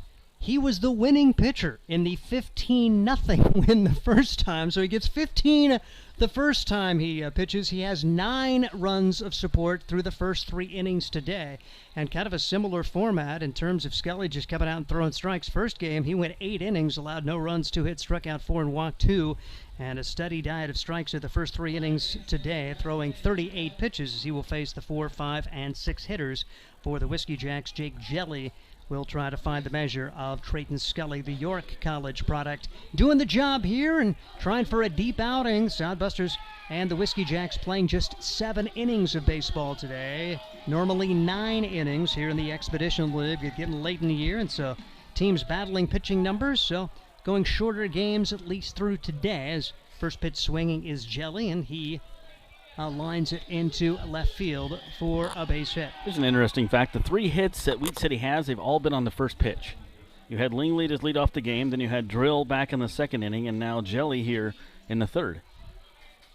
As Jake Jelly gets the hit there. He saw a little time in the first series, but that's his first hit against the Sodbusters in the 4th game between these 2 teams this season, as Kobe Tweeten, he's one of the new guys since the last meeting, and he swings and fouls the first pitch away. No balls and 1 strike on Tweeten out of Bethune-Cookman. He's from Grand Forks, North Dakota. That's where Wheat City is playing its games this summer. Grand Forks will have its own team next year. Wheat City, all goes according to plan. We'll be back in their home field next year. And a swing and a foul ball off the bat of Tweeten. No balls, 2 strikes, runner at first, nobody out. Hastings 9, Wheat City 0 here in inning number 4, scheduled 7-inning game. Tweeten 6'6", 270. He's a dude. That's a lot of beef. Yep, when I saw that, I think, man, he's a large individual. And he's not on Fremont's team. 0-2 the count. And there are some big guys on this Wheat City team. Yeah. Here's the pitch. It's inside for a ball again. If it comes down to a bench clearing brawl, you just don't. Hastings doesn't want to deal with that. If you go by size, we're quick, but but I don't know. It'd be a tough one. Not here in the Expedition League. No, it's all a good sportsmanship. That wouldn't happen. 1-2 pitch on the way. And here's a swing and a miss. The bat flies all the way out to third base as Kobe Tweet not even going to go get it. He's done with that one. Yep, he's like, I swung bad, and the bat went to third, and I'm done. Matson can keep it, but he will toss it back over, and it'll be picked up by the first base coach who brings it back. So Tweeten down on strikes. Scully's done a nice job. He's really getting the strikeouts going. That is his 4th in the last 3 innings. We're in the 4th now, and it is 9-0 the score. 1 on, 1 out for Jackson Jorgensen, as he will stand in the left-handed box. That bat to throw to first, that bat to Tweeten was like a toothpick anyways when you're 6'6", 270. Thing went to about shortstop. So Jackson Sorensen up there now as he reached on an air his first time up. 9-0. Sodbusters on top as the pitch is taken outside for a ball, 1 ball, and no strikes on Jackson Sorensen. Sorensen getting his opportunity out of Minnesota Crookston. Yes, he is one of the new guys since the last meeting. He is a Gonzaga recruit, so will be a teammate of Sodbuster Logan Johnstone. 1-0 delivery, and this one is fouled away. 1 ball and 1 strike on Sorensen. Yeah, that should be a pretty good team. These 2 freshmen, he's a good player. Of course, Johnstone a good player. That's some good talent coming up there to Gonzaga next year. And they were a qualifier for the NCAA tournament this past spring, so already a lot of talent there in Spokane. Wealth of riches. 1-1 the count with 1 out. 9-0. Sodbusters on top of the 4th. Big swing, no contact. Scully took something off of that one. 1-2. Love Scully's approach on the mound. Just not afraid of anything. Comes right after every hitter. He's out of York College. Kind of a prankster from what Scott Galusha says, too. He's kind of a quiet ninja. And he is from Lincoln North Star High School. Will have an opportunity to pitch a couple more years if he wants to with the COVID year, but will likely get his degree done this coming year. 2-2 pitch. 2-2 the count on Sorensen with 1 out. Single by Jelly. A strikeout from Tweeten, and Sorensen up there now. 0 for 1 on the day. Scully's 2-2 pitch. Lined foul just to the right of the first baseman. A good effort there. Diving attempt made over there at first by J.T. Cafferty. It remains 2 balls and 2 strikes. Well, Jackson Rocha, I'm disappointed, lost the cowboy hat. He came down to the dugout with the cowboy hat on earlier in the game. And I said, howdy, and he goes, howdy. So again, you have to be in full uniform, otherwise the manager's fined. So I don't think cowboy, unless it is an official Hastings Sodbuster cowboy hat. Or a Texas League. I'm sure you can wear cowboy hats in a Texas League. I suppose that's right. 2-2 the pitch, or 2-2 the count, rather, as the pitch is on the way from Scully. Inside, and it's now 3 balls and 2 strikes. There have not been many 3-ball counts there for Trayton Scully, as he has really maximized his pitches through the first 4 innings of this one. Sodbusters with a 9-0 lead. 2 in the first, 4 in the second, 3 in the third. 9 runs, 8 hits for Hastings. No runs, 3 hits for the Whiskey Jacks. There's the pitch. High fly ball left field. Fading back, and making the running grab is Logan Johnstone. There are 2 outs in the inning. Jake Jelly retreats to first base. Another good pitch there just to get the fly ball out there and not give up a walk. What you need to do, just throw it over where you can hit it and allow your defense to do it and not worry about it. Allow your defense to do the work and allow Duncan Field to be Duncan Field. Because if it's going to be a fly ball, it's highly unlikely it's going to leave the yard here in Hastings. 408 to straightaway center, 405 to the alleys, 370 down the left field line, 367 to right. And here comes Houston Fogelstrom. He was a guy that was in the lineup regularly when these 2 teams met the first time. He's out of Northeast Community College from Omaha. Went 3 for 11 in the first series. Did have a multi-hit game. He went 2 for 4 with a double and 2 runs scored in a 7-3 Wheat City win. Second game of that series, and he takes ball 1 ball and no strikes on Houston Fogelstrom, starting center fielder for the Whiskey Jacks, who have some work to do if they're going to make another big comeback against the Sodbusters like they did the first game of the series when these two teams played earlier this year. Now there will be 3 meetings for the Sodbusters and the Whiskey Jacks in Grand Forks. Then the final road trip of the year for the Sodbusters, as they will play 3 there and then finish up with 2 in Pierre next Friday and Saturday. Hard to believe that we are now toward the end of the year. 2-0 pitch. Foul back. 2-1 the count on Houston Fogelstrom. Fogelstrom, my second favorite name on the team. I still like Jake Jelly. It's pretty good. That's just a fun name. That is pretty good. Of course, my favorite name would be Rhett Stein.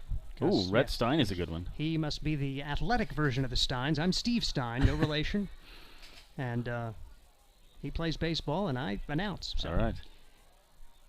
2-1 delivery on the way. Big swing, no contact, 2-2 the count now on Houston Fogelstrom. I mean, they've got good names. How about Nolan Drill? Nolan Drill's good. That is a great baseball name. Yeah, he should be doing construction or something. You got Lingley. I like Lingley. That's a fun one. Stroh. 9-0, Hastings on top of Wheat City. Top half of the 4th inning is Trayton Scully trying to work his way through this one. Pitch fouled away. Fogelstrom just got a piece of that one. It remains 2 balls and 2 strikes. Wheat City Whiskey Jacks under the direction of Robbie Laughlin, Eric Hart, and Mark Reardance. Sodbusters, Chandler Wagner and Luke Baer, the KU and K-State products, directing the Sodbusters. And you want to be playing your best ball at the end of the year, and it's really neat to see this Hastings team take a step forward. It's really been fun baseball during that last homestand. Swept Western Nebraska, and then Western Nebraska followed that up by going on the road and beating Sioux Falls, all but eliminating them from playoff competition, as they've actually passed the Sunfish. Sioux Falls is right in the hunt for a division championship, but they've now slipped to 4th in the Clark Division. 2-2 pitch, runner goes, pitch swung on and missed, and a good job getting through the 4th inning. 4 shutout innings for Trayton Scully, as no runs, 1 hit, 1 man left. The Sodbusters continue to lead it by a score of 9-0, and this is Sodbuster Baseball. Johnson Imperial of Hastings and Kearney has been a quality builder and developer since 1918. They have your office and retail space solution. Over 300,000 square feet of premier space.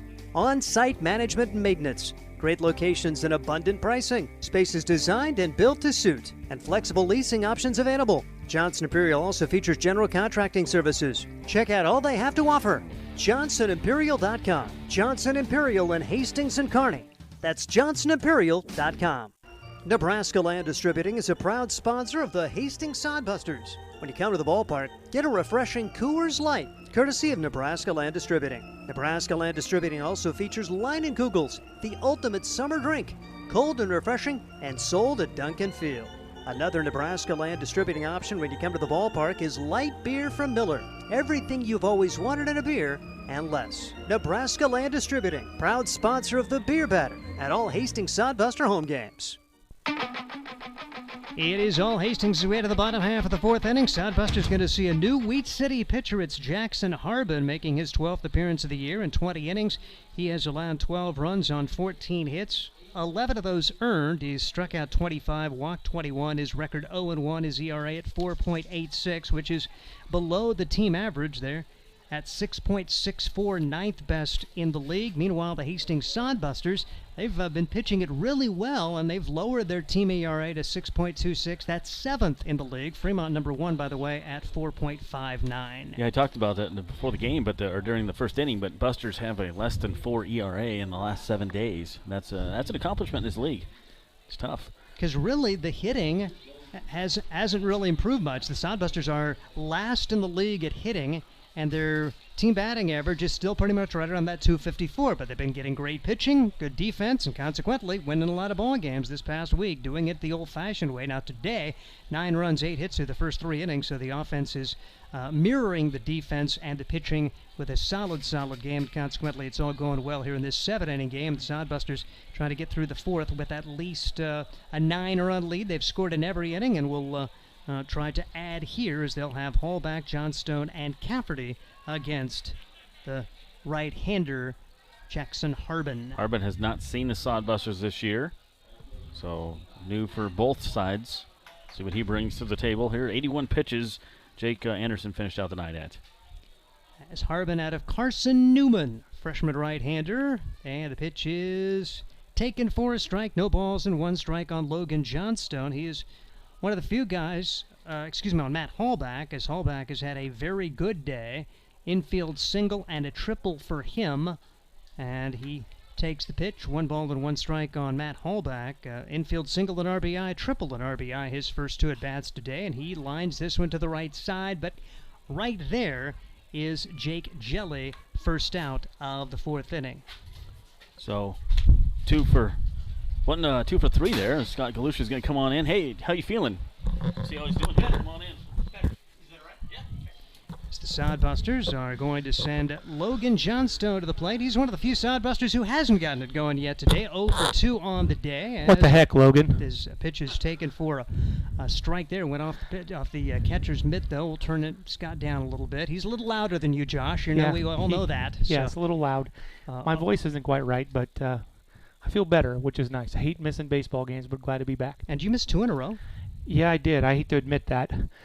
I don't think I've missed 2 days of work in probably a decade.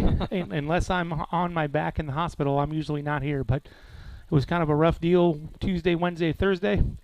But I feel good enough to be back here and glad to be back. And I watched us, listened to you guys, which is nice. I don't always get to listen to you guys, so that was a lot of fun too. So I enjoy our broadcast from that side as well. I knew it was good, but it sure was nice to hear it firsthand. Bouncing ball back up the middle, and that's into center field. Got by 3 different guys, and it'll be a single for Logan Johnstone as he has his first hit of the day. 9-0 Sodbusters with the lead as they continue to swing the hot bats here, and a lot of good situational hitting as well. Absolutely. And it's great to see this team play its best at the end of the year. Well, you're right. We knew it was going to take a while. We thought we'd take our lumps. But we thought we would be, and we have been competitive. We just haven't found a ways to win. And we found a couple ways to win a couple ugly games in western Nebraska, and the guys just kind of perked up. And we had heard, we wanted to make sure that we didn't want to roll over for guys in contention, and we were happy to. Although I'm pulling for Fremont, to be quite honest with you, but I was glad we weren't going to roll over, and I'm glad to beat them 3 out of 4. They've just been the class of our league for 2 years now, and that should give our guys a lot of confidence. So we're really happy with how we're playing. Not only are we winning, we're playing good baseball and smarter baseball, and you can just see them. Confidence is an amazing thing, and you can just see that right now they believe they're going to win. JT Cafferty up there. He's got 2 strikes on him as he fouled the last pitch off, and Harbin's 0-2 delivery on the way, and Cafferty watches it go by for ball 1. You mentioned, Fremont, winning 3 out of 4, that puts Spearfish in a tie with Fremont. It is really fun in both divisions now, but, Spearfish or Fremont, they could end up with the overall best record in the league, and either one of those teams may not make the postseason the way it's going to work out. Yeah, and somebody has a chance to do that, and that's amazing. Although I do like the way our league does it. Steve Wagner and his staff, Mitch Messer, those 2 guys specifically, they do a nice job, and it just makes it easier to keep everybody involved and give both teams all teams a fighting chance to be part of the postseason. JT Cafferty is struck out. Pitch to Luke Solis is in the dirt, and that allows Logan Johnstone to get in scoring position. So 2 outs in the inning. Runner at second. Sodbusters on top by a score of 9-0. 1-0 the count to Luke Solis, who's been on base twice. He scored twice. He's 1 for 2, single, and reached on an air. Yeah, it was nice to see him. He's kind of been pulling off the ball a little bit, and we've made some adjustments with him. Him and Chandler have been working. I talked to him a little bit, and so if you'd notice, because you see him all the time, I think he's a little closer to the plate. I think we were having a problem with that outside pitch. That coupled with pulling off the ball a little bit was a problem, and he's staying on the ball a little bit longer now. 1-1 the count on Luke Solis as the pitch is on the way. Solis watches it go by for ball 2. Now, postseason, so you've got first half winners. They have the second half. Now, if the first half winner wins the second half, it's the second place team in the second division or in the second half that goes, right? Yep. Okay. Yep. You can win them both, but then everybody would be playing for that. Since they're already in, it'd be the next best team. Right. Yep. And because I wasn't sure if they did the second half winner or the overall record, which would be, like I said, Fremont and Spearfish. That's fascinating. With Spearfish's overall record 38-17, Fremont 37-19. Both of those teams have better records than Western Nebraska, which won the first half. Yep, and that's just part of why we do the league the way we do, and it surely is going to be disappointing for somebody. But I also think the benefits outweigh the negative part of that. Keep everybody involved the best we can, and so we're happy with that. We're happy that we made it close. Because I'm sure there's a lot of people around our league that said Fremont, and they've been beating us up pretty good. But really, I think we ended up 6-14 against them. I think, if that's right. 5-15, 5-5 at home, and ended up actually 5-16. Yeah, is that what you said? And then 1-10 on the road. Yep. Mm-hmm. And so, it was nice to beat them that last game at home. But we've been competitive in a lot of those games. Just couldn't find a way to beat them, and so it's nice, Again, rooting for Chad and his crew. They're the closest to us. They do a lot to help us out, and we try to help them out as well. So ultimately, we're rooting for them, but we were also happy that we made this race as interesting as we can make it with a week to go. Runners at first and second after Luke Solis drew a walk. So John Stone at second, Solis at first. Nick Carlson's been on board twice. He had a nice double, and he's walked. He's scored 2 times for the Hastings Sodbusters, leading at 9-0 and looking for more here as Carlson takes a pitch. As the count goes to 2 balls and 1 strike on Nick, a guy who's also getting it going offensively here at the end of the year. Last year, if you remember, he played for us right at the end of the year and hit the ball really well. And if you can remember back to May 22nd for opening night, I had Nick penciled in the 5-hole as far as the lineup goes. We really believe Nick's going to swing it. He's going to be a Division I player at some point. He just had fought some medical issues, and sure, it was really nice to see him in the last probably 10 days to 2 weeks really play better and really contribute on both sides, the defense and the offensive side as well. 2-2 pitch on the way, and Nick bounces this one back up the middle. It's fielded by the second baseman, only played a first, and they get him out. So the Sodbusters are turned away for the first time today. Skagalusha joins us, and Hastings doesn't score. What the heck? We'll keep him up here, though. We want to hear more from the general manager and the Sodbusters. They own a 9-0 lead. Now, tell us a little about there was a schedule change at the end of the year, a couple of different series. How did Wheat City end up coming here instead of Sioux Falls? It was on the original schedule. Well, we knew about 3 or 4 weeks in the season we had some teams up north that had travel that was really impossible. And so we knew we had to make some adjustments to that, and that's just not as easy as switching some games around. So as it turns out, we had to move some things around, and instead of us going to Sioux Falls, we went to Spearfish and then Western Nebraska, and then Sioux Falls has to go somewhere else, so the Whiskey Jacks came down to play us. So same, about the same quality of teams we played, just a little bit different order. And again, back to Mitch and Steve at the league office, we try to do what we can to help as well. And it was not a good situation somebody had to give. So our guys, we got about 14 extra hours in a bus, which is fine for me and you because we don't have to go. But the guys did a good job at doing that, and we feel like we did our part. And how about Wheat City? I mean, they end up having to come all the way here again with no off day to play to begin this series. Then, of course, we're going to make the return trip up there, but at least there's a day off before that 3-game series up in Grand Forks. And the schedule in our league is nearly impossible. Sure. I mean, there's so many teams spread out all over the country, and Steve's doing a good job at getting a lot of different teams in a lot of different markets. And the grander plan is to have pods, and where you're going to minimize that travel a little bit, and teams aren't going to have to go.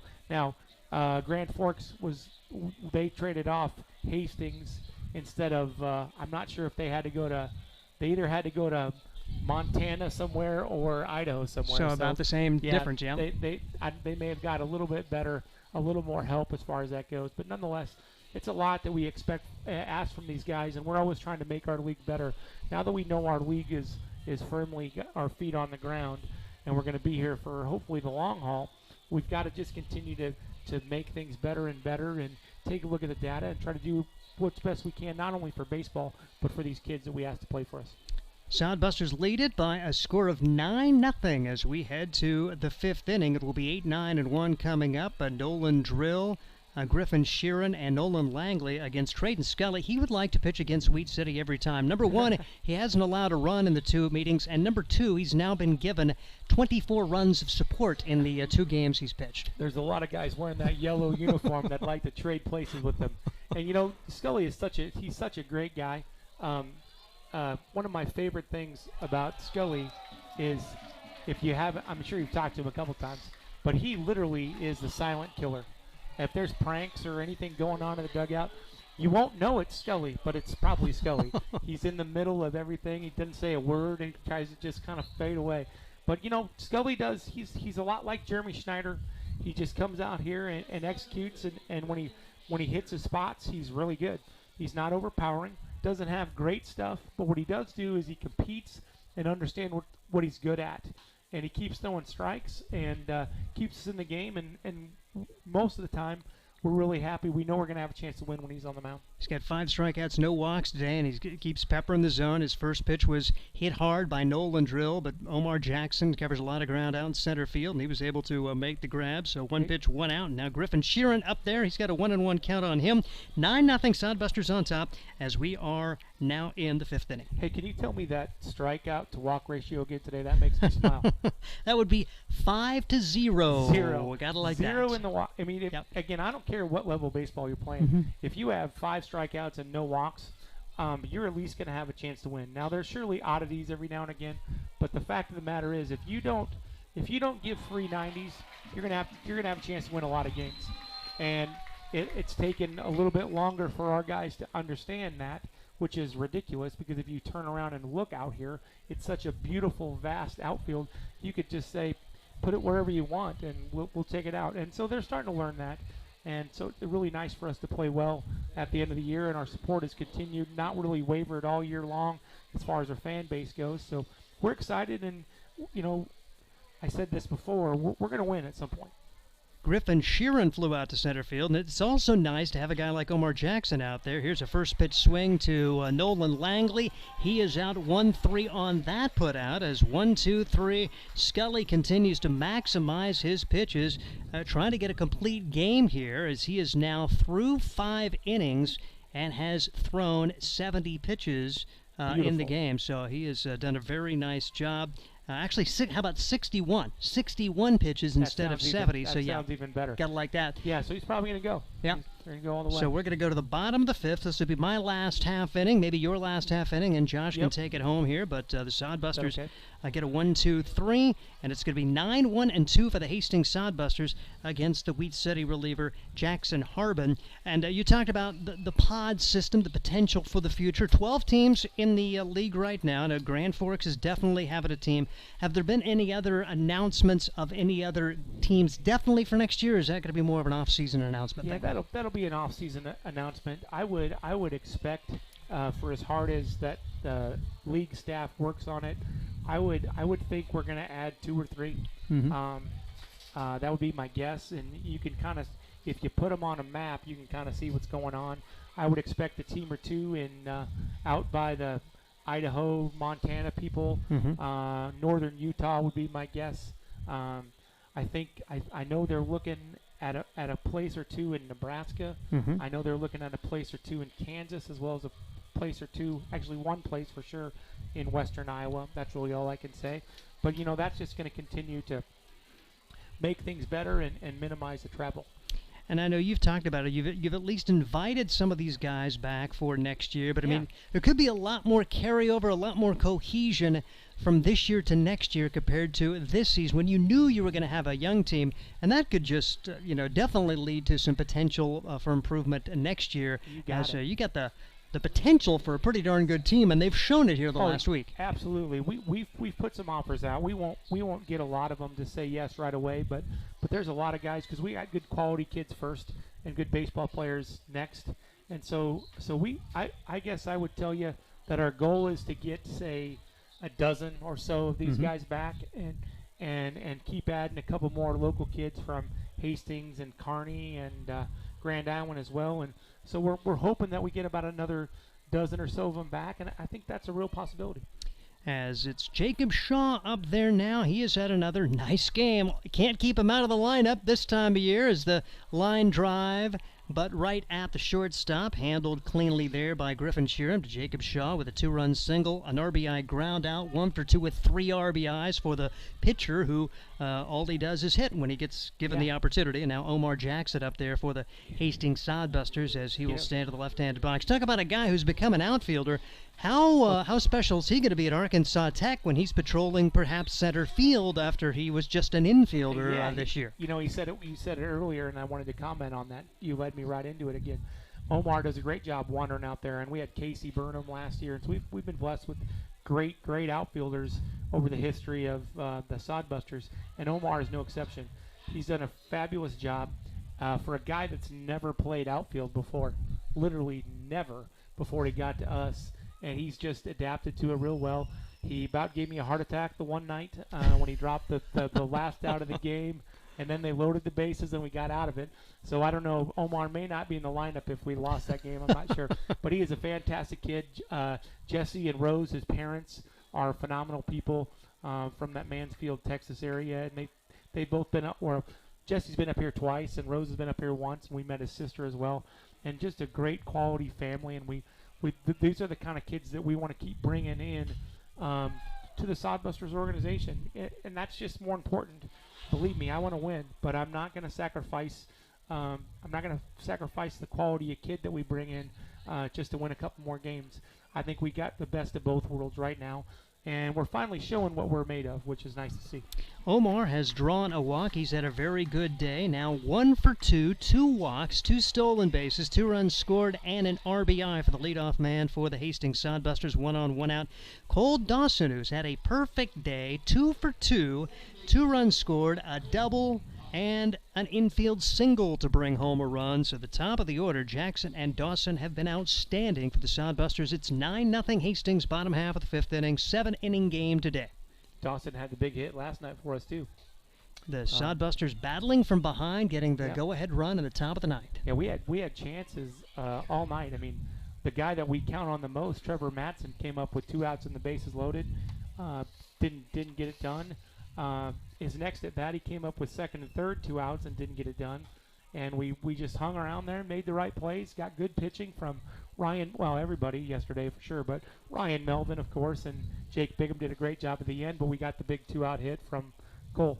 Cole ended up 2 for 4 in that game. Luke Solis 2 for 4, 3 runs scored. Mentioned Ryan Melvin just keeps bringing that ERA down even more as the pitch is in the dirt. Got a piece of the umpire there, but Ryan picked up his first win, going another scoreless inning, and Jake Bigham picked up his team-leading 4th save with a clean 9th inning. 1 strikeout for him as he nailed it down after Scott worked the first 4 innings and Shaw 3 solid innings of relief work yesterday for the Sodbusters. Yeah, Scott did another good job. He's got really good stuff.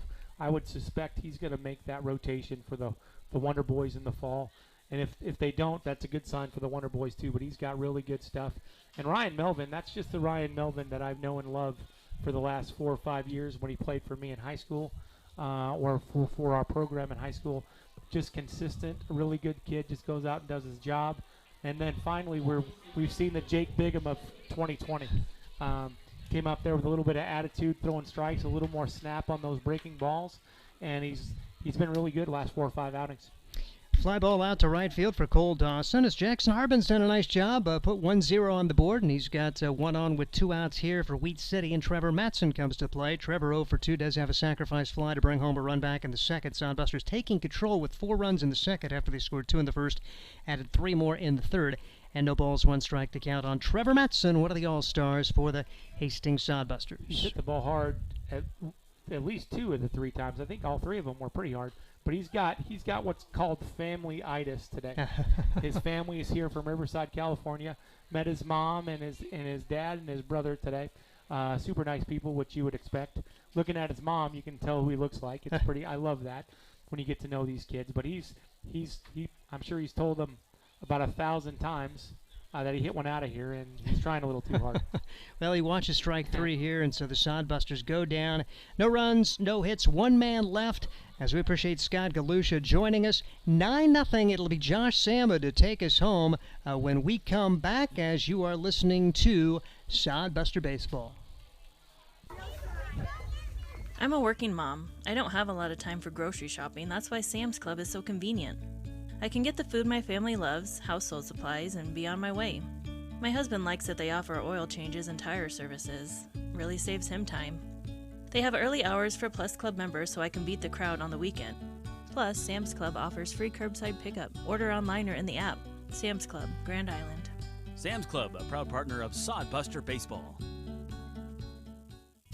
When you're not heading to Duncan Field to watch the Sodbusters, head on over to Laughlin Country Club. The best view in Hastings.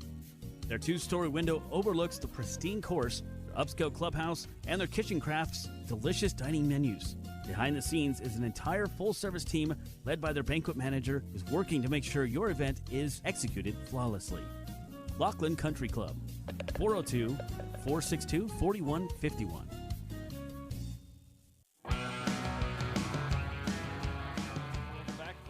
Sodbusters have a... I'm going to turn this back up here a little bit. Sodbusters have a 9-run lead here. Remember, we're only going 7 tonight. Josh Salmon back with you. Thanks for Scott Galush always stepping in, and Steve Stein giving me a little broadcaster's break, if you will. Chance for to hit the office and that kind of thing. So, coming up, when you do games by yourself, there's no way to do that. So we'll go top of the 6th here. Trayton Scully back out there. And why not? Very economic night here for him so far on the mound. He's a lot of 1, 2, 3 innings and 61 pitches for Trayton. And we're just starting the 6th inning. The starter for Wheat City, Jake Anderson, had 81, and he went 3 innings. Tough night at the office, that is, right? Yeah. So, Wheat City coming up here, down by 9. They only have 3 hits in the game. They had 1 in the first, 1 in the second, and 1 in the fourth. So each team has an error. Busters have had 2 consecutive nights with errors, but that's still not bad considering they went so long without an error, and it hasn't come back to bite them, so that's a good thing as well. Guys are playing really well right now, taking 3 of 4 from Fremont, 2 here, and 1 at Fremont, where they've had trouble winning all season, so that was a good win for those guys to get that one last night. And so coming up here, it's going to be 2, 3, 4 due up for Wheat City. It's Stroh, McDowell, and Jelly. Stroh 0 for 2 in the game.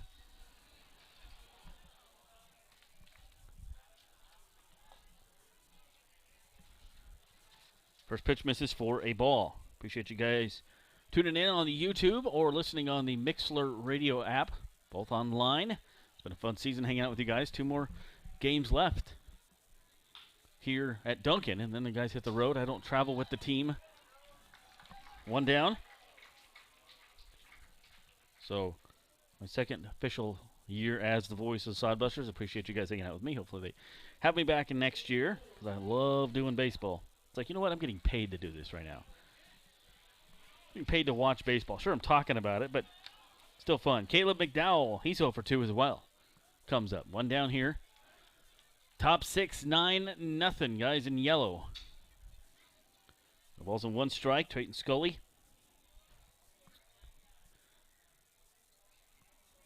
That one, chopper to second. Dawson will get it. Second, 2 hops. Lobs it over to first. And there's 2 down. Very quick inning thus far. Wheat City got a hit in the first, as I mentioned. 1 in the second. And 1 in the third. Or 1 in the fourth, excuse me. They have left a few guys on base.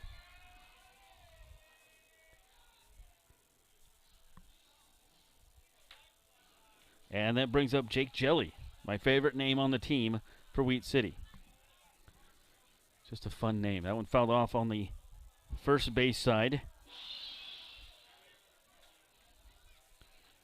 Down 0-1 is Jake Jelly.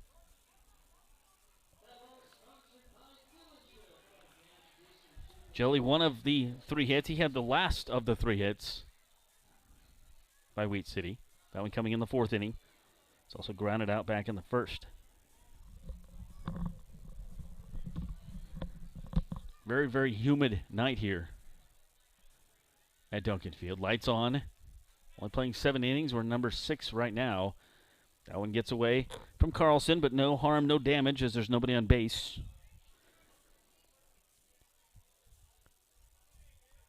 So Stroh led off the inning. He grounded out. McDowell grounded out as well.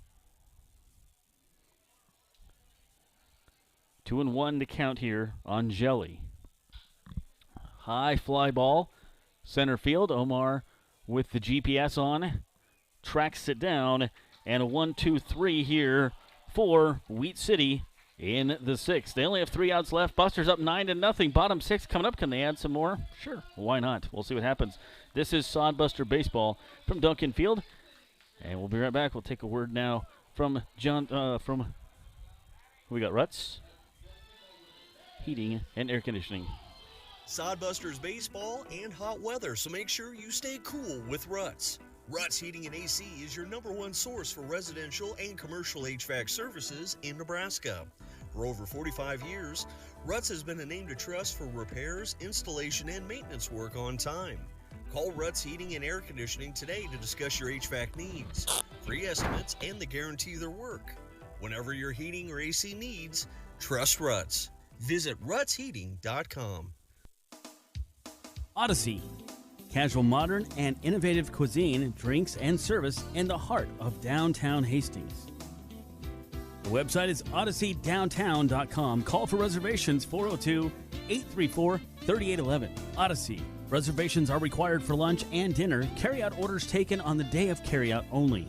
834-3811. A sponsor of Sodbuster Baseball.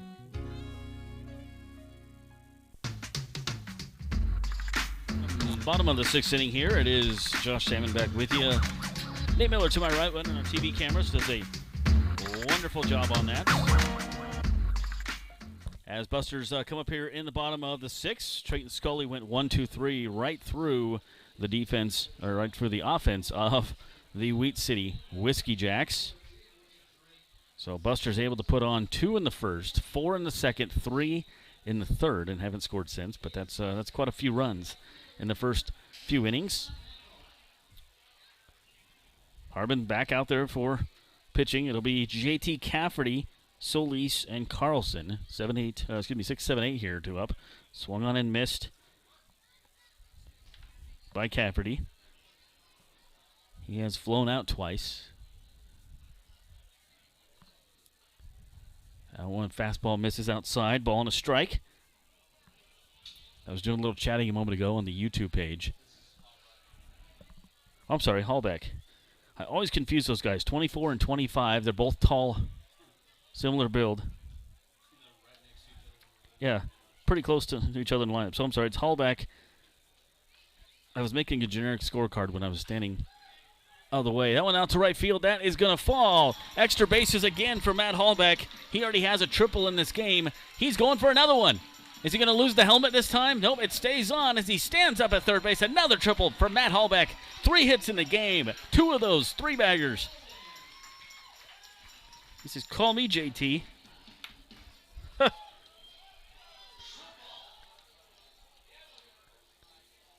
Another triple for Matt Hallbeck. So Rocha coming in to hit for Logan Johnstone. Johnstone was 0 for 2. Like, this is just a matter of getting some guys in the game when you're up by 9. That's all that is. So hitting barrage continues for Matt Hallbeck. He has been on fire. 2 triples in this game. Those are the first 2 of the season for him. 3 hits this game.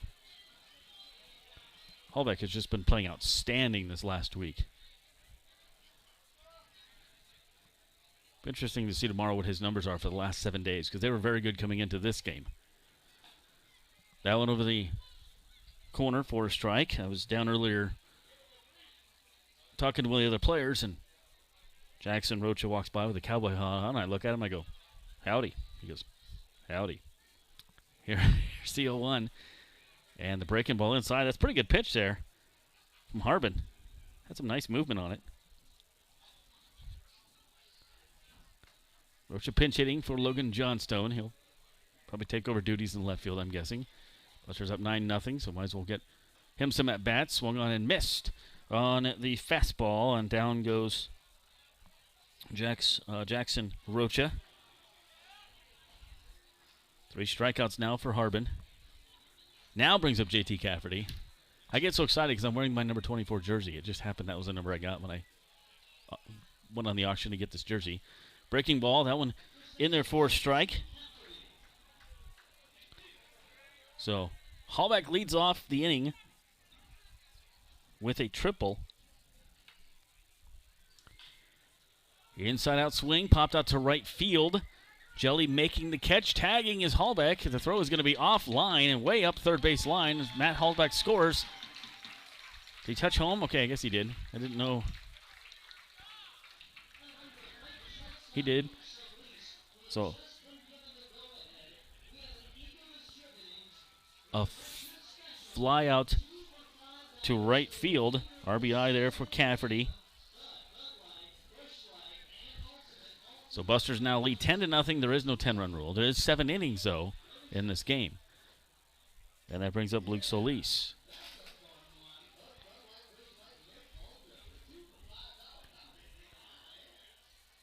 Cafferty with the RBI. 0-2 here quickly to Luke Solis. So Matt Hallback led off with a triple.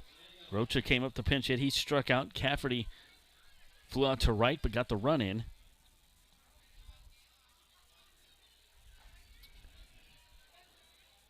And now Luke Solis trying to keep the inning alive here. In the bottom of the 6th, Busters lead 10-0. 10 runs on 10 hits against Wheat City. Swung on and missed there. And down go the Solis and down go the Busters here in the bottom of the 6th. But they tack on another run on 1 hit, and they leave nobody on base. It is 10-0 Hastings. Wheat City coming up with their last 3 outs of the game. Next inning, stick around. This is Sod Buster Baseball from Duncan Field, as we'll be right back. Well, Mr. Johnson, we took a look at your car, and turns out you got a broken rotator splint. You want us to fix it or what? When your car needs repaired, don't take it to that guy. Take it to Eldon's Automotive Repair. Old school service with new school technology. 701 East South Street in Hastings. So anytime your doohickey, thingamajig, or whatchamacallit breaks off, take it to Eldon's Automotive Repair. Eldon'sAutomotiveRepair.com. Remember, don't go to that other guy. Come on, I ain't got all day. I'm busy, you know. A reminder from the Nebraska Lottery. Nebraska Pick 5 has draws. 7 days a week. With jackpots still starting at $50,000. So play Nebraska Pick 5 today. Or you might miss your chance to win big. Top prize odds 1 in 501,000. Here we go, off to the top of the 7th inning in a 7-inning game. Josh Salmon back with you. Nate Miller running the controls to my right for the TV feed on YouTube, and I'm running the sound over here for the Mixler as somebody gets doused with water on the field. They're doing the water balloon game, and you're supposed to catch the water balloon, and as long as you can without it breaking. Well, I think theirs broke, and then the gal just went over and just dumped the water on the guy. And you know what? You don't complain when weather's like this tonight, and it's just humid. It's like, dump the water on me. You got another bucket somewhere? So Buster's going for 2 in a row as they beat Fremont last night at home. They took 3 out of 4 from Fremont. 3 games were here. They won 2 of those. They lost game number 3. Then they went to Fremont last night for game 4 of the series and won that one. So Colby Tweeten comes up here. Wheat City down to the last 3 outs. Trayton Scully going for the complete game. He's only given up 3 hits. That one fouled off. It's going to be a fair ball to right field. Cole Dawson makes the catch about 4 feet from the line. 1 up, 1 down. Thought maybe I was going to slice foul there for a minute. Tweeten 0 for 3. 4 runners left on base for Wheat City in the game. Only 3 hits thus far. So Wheat City down to the last 2 outs. Brings up Sorensen. Sorensen has reached on an error and flown out. Scully's pitch to the left-handed batter is a little low. 1 ball, no strikes. Very good game here for Trayton Scully. Very economic as far as pitch counts goes. And just misses. 2 balls, no strikes. Scully at 71 pitches right now. That went over the outside corner. There's a strike.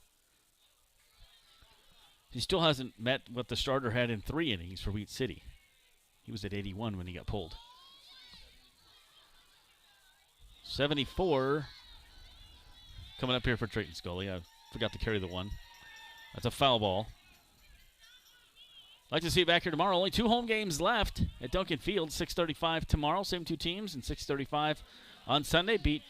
Guys take Monday off, and then they head to Wheat City to take on the Whiskey Jacks in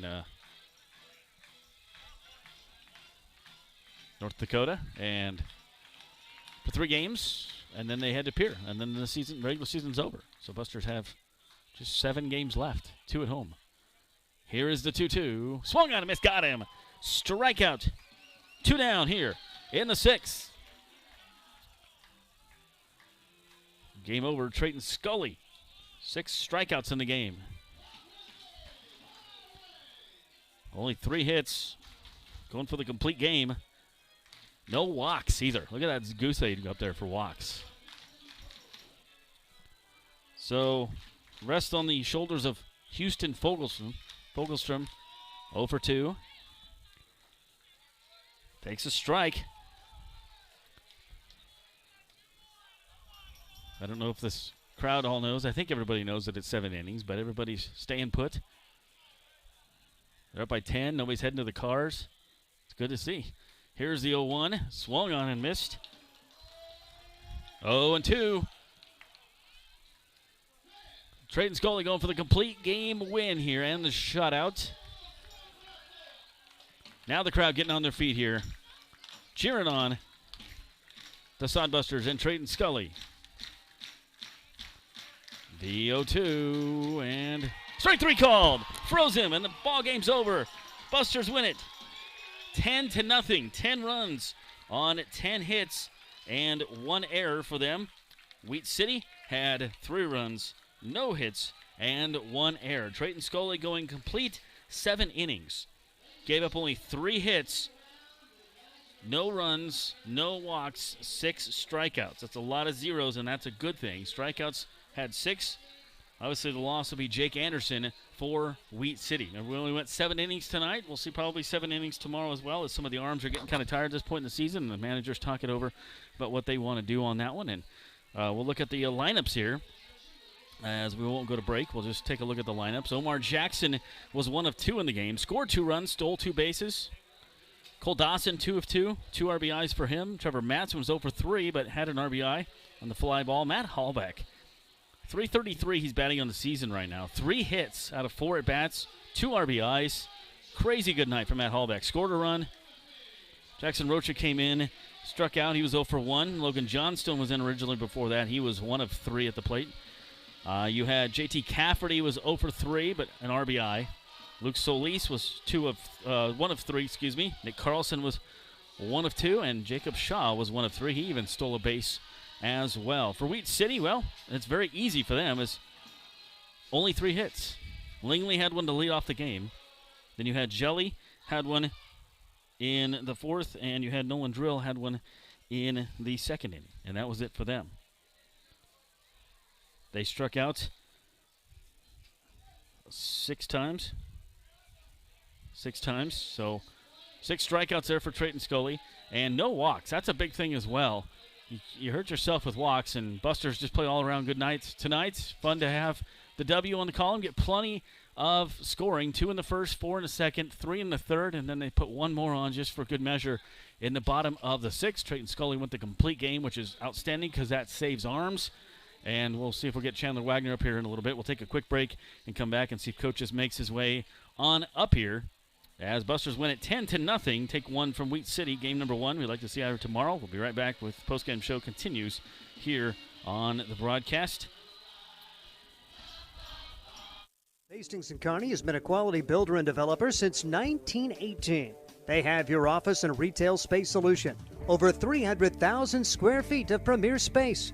On-site management and maintenance. Great locations and abundant pricing. Space is designed and built to suit. And flexible leasing options available. Johnson Imperial also features general contracting services. Check out all they have to offer. JohnsonImperial.com. Johnson Imperial in Hastings & Kearney. That's JohnsonImperial.com. Nebraska Land Distributing is a proud sponsor of the Hastings Sodbusters. When you come to the ballpark, get a refreshing Coors Light, courtesy of Nebraska Land Distributing. Nebraska Land Distributing also features Leinenkugels, the ultimate summer drink, cold and refreshing, and sold at Duncan Field. Another Nebraska Land Distributing option when you come to the ballpark is light beer from Miller. Everything you've always wanted in a beer and less. Nebraska Land Distributing, proud sponsor of the Beer Batter at all Hastings Sodbuster home games. I'm a working mom. I don't have a lot of time for grocery shopping. That's why Sam's Club is so convenient. I can get the food my family loves, household supplies, and be on my way. My husband likes that they offer oil changes and tire services. Really saves him time. They have early hours for Plus Club members so I can beat the crowd on the weekend.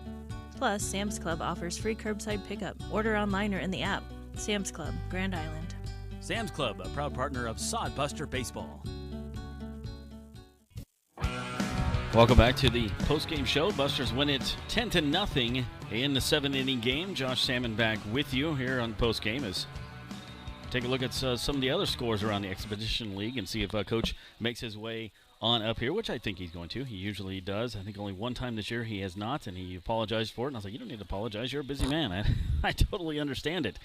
No apologizing to me. So let's take a look at some of the other games as Busters got their 20th win of the year right now with their 10-0 win. Western Nebraska and Canyon County, no score in Gehring on that one in the 4th inning. Steve, I'm going to have to plug you back in here just a second as I move things over. I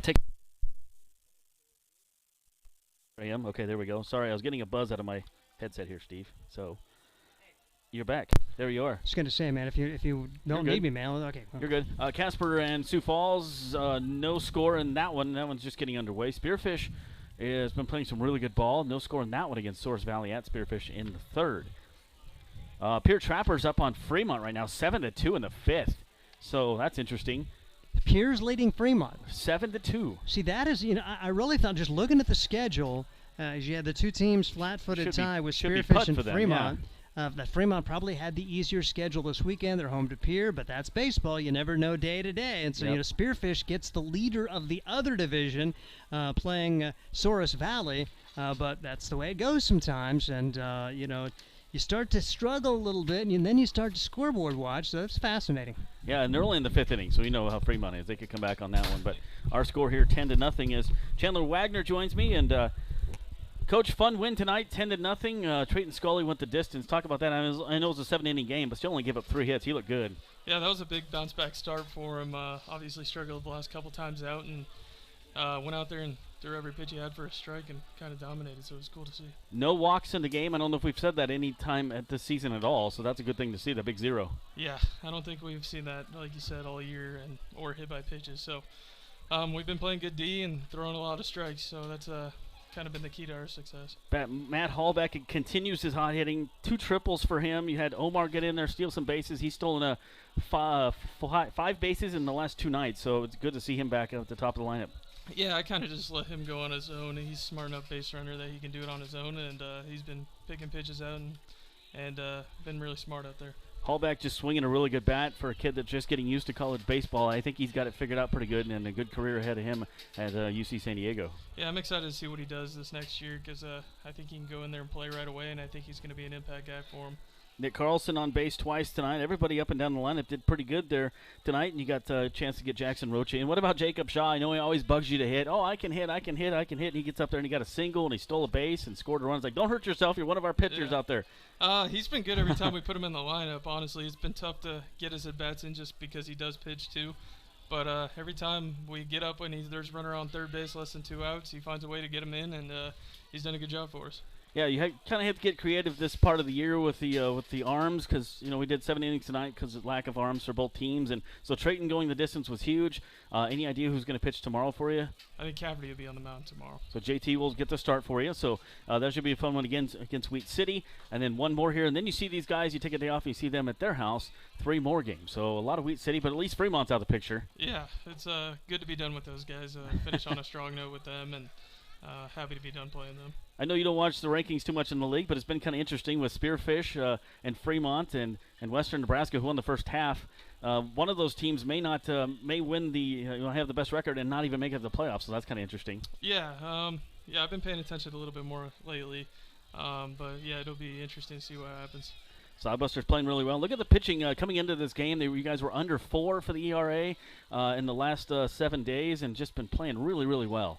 Yeah, like I said, just throwing strikes and getting ahead in the count, and haven't been walking a ton of guys. So when we do that, especially at home, I think we're in a good situation. All right, there we go. Manager Chandler Wagner will let him enjoy this 10-0 win. It's the Busters' official 20th win of the season here at Duncan Field against the Wheat City Whiskey Jacks. 10 runs on 10 hits, and Wheat City had no runs on 3 hits and just the 1 error. And so we look around the league here. 7-2. Pierre is up on Fremont. So that's an interesting one. We'll keep an eye on that as well. But we're wrapping up here. Seems weird to be not even dark out yet, and I'm leaving the ballpark, but that's what happens with 7 innings. So we'll see you back here tomorrow, Wheat City and your Hastings Sodbusters, as 2 more games left here at Duncan. We'd like to see you out here. If you can't, always watch on the YouTube or the Mixler. For Nate Miller, for Scott Galusha, Steve Stein to my left, this is Josh Salmon signing off from Duncan Field, where they win 10-0. Good night.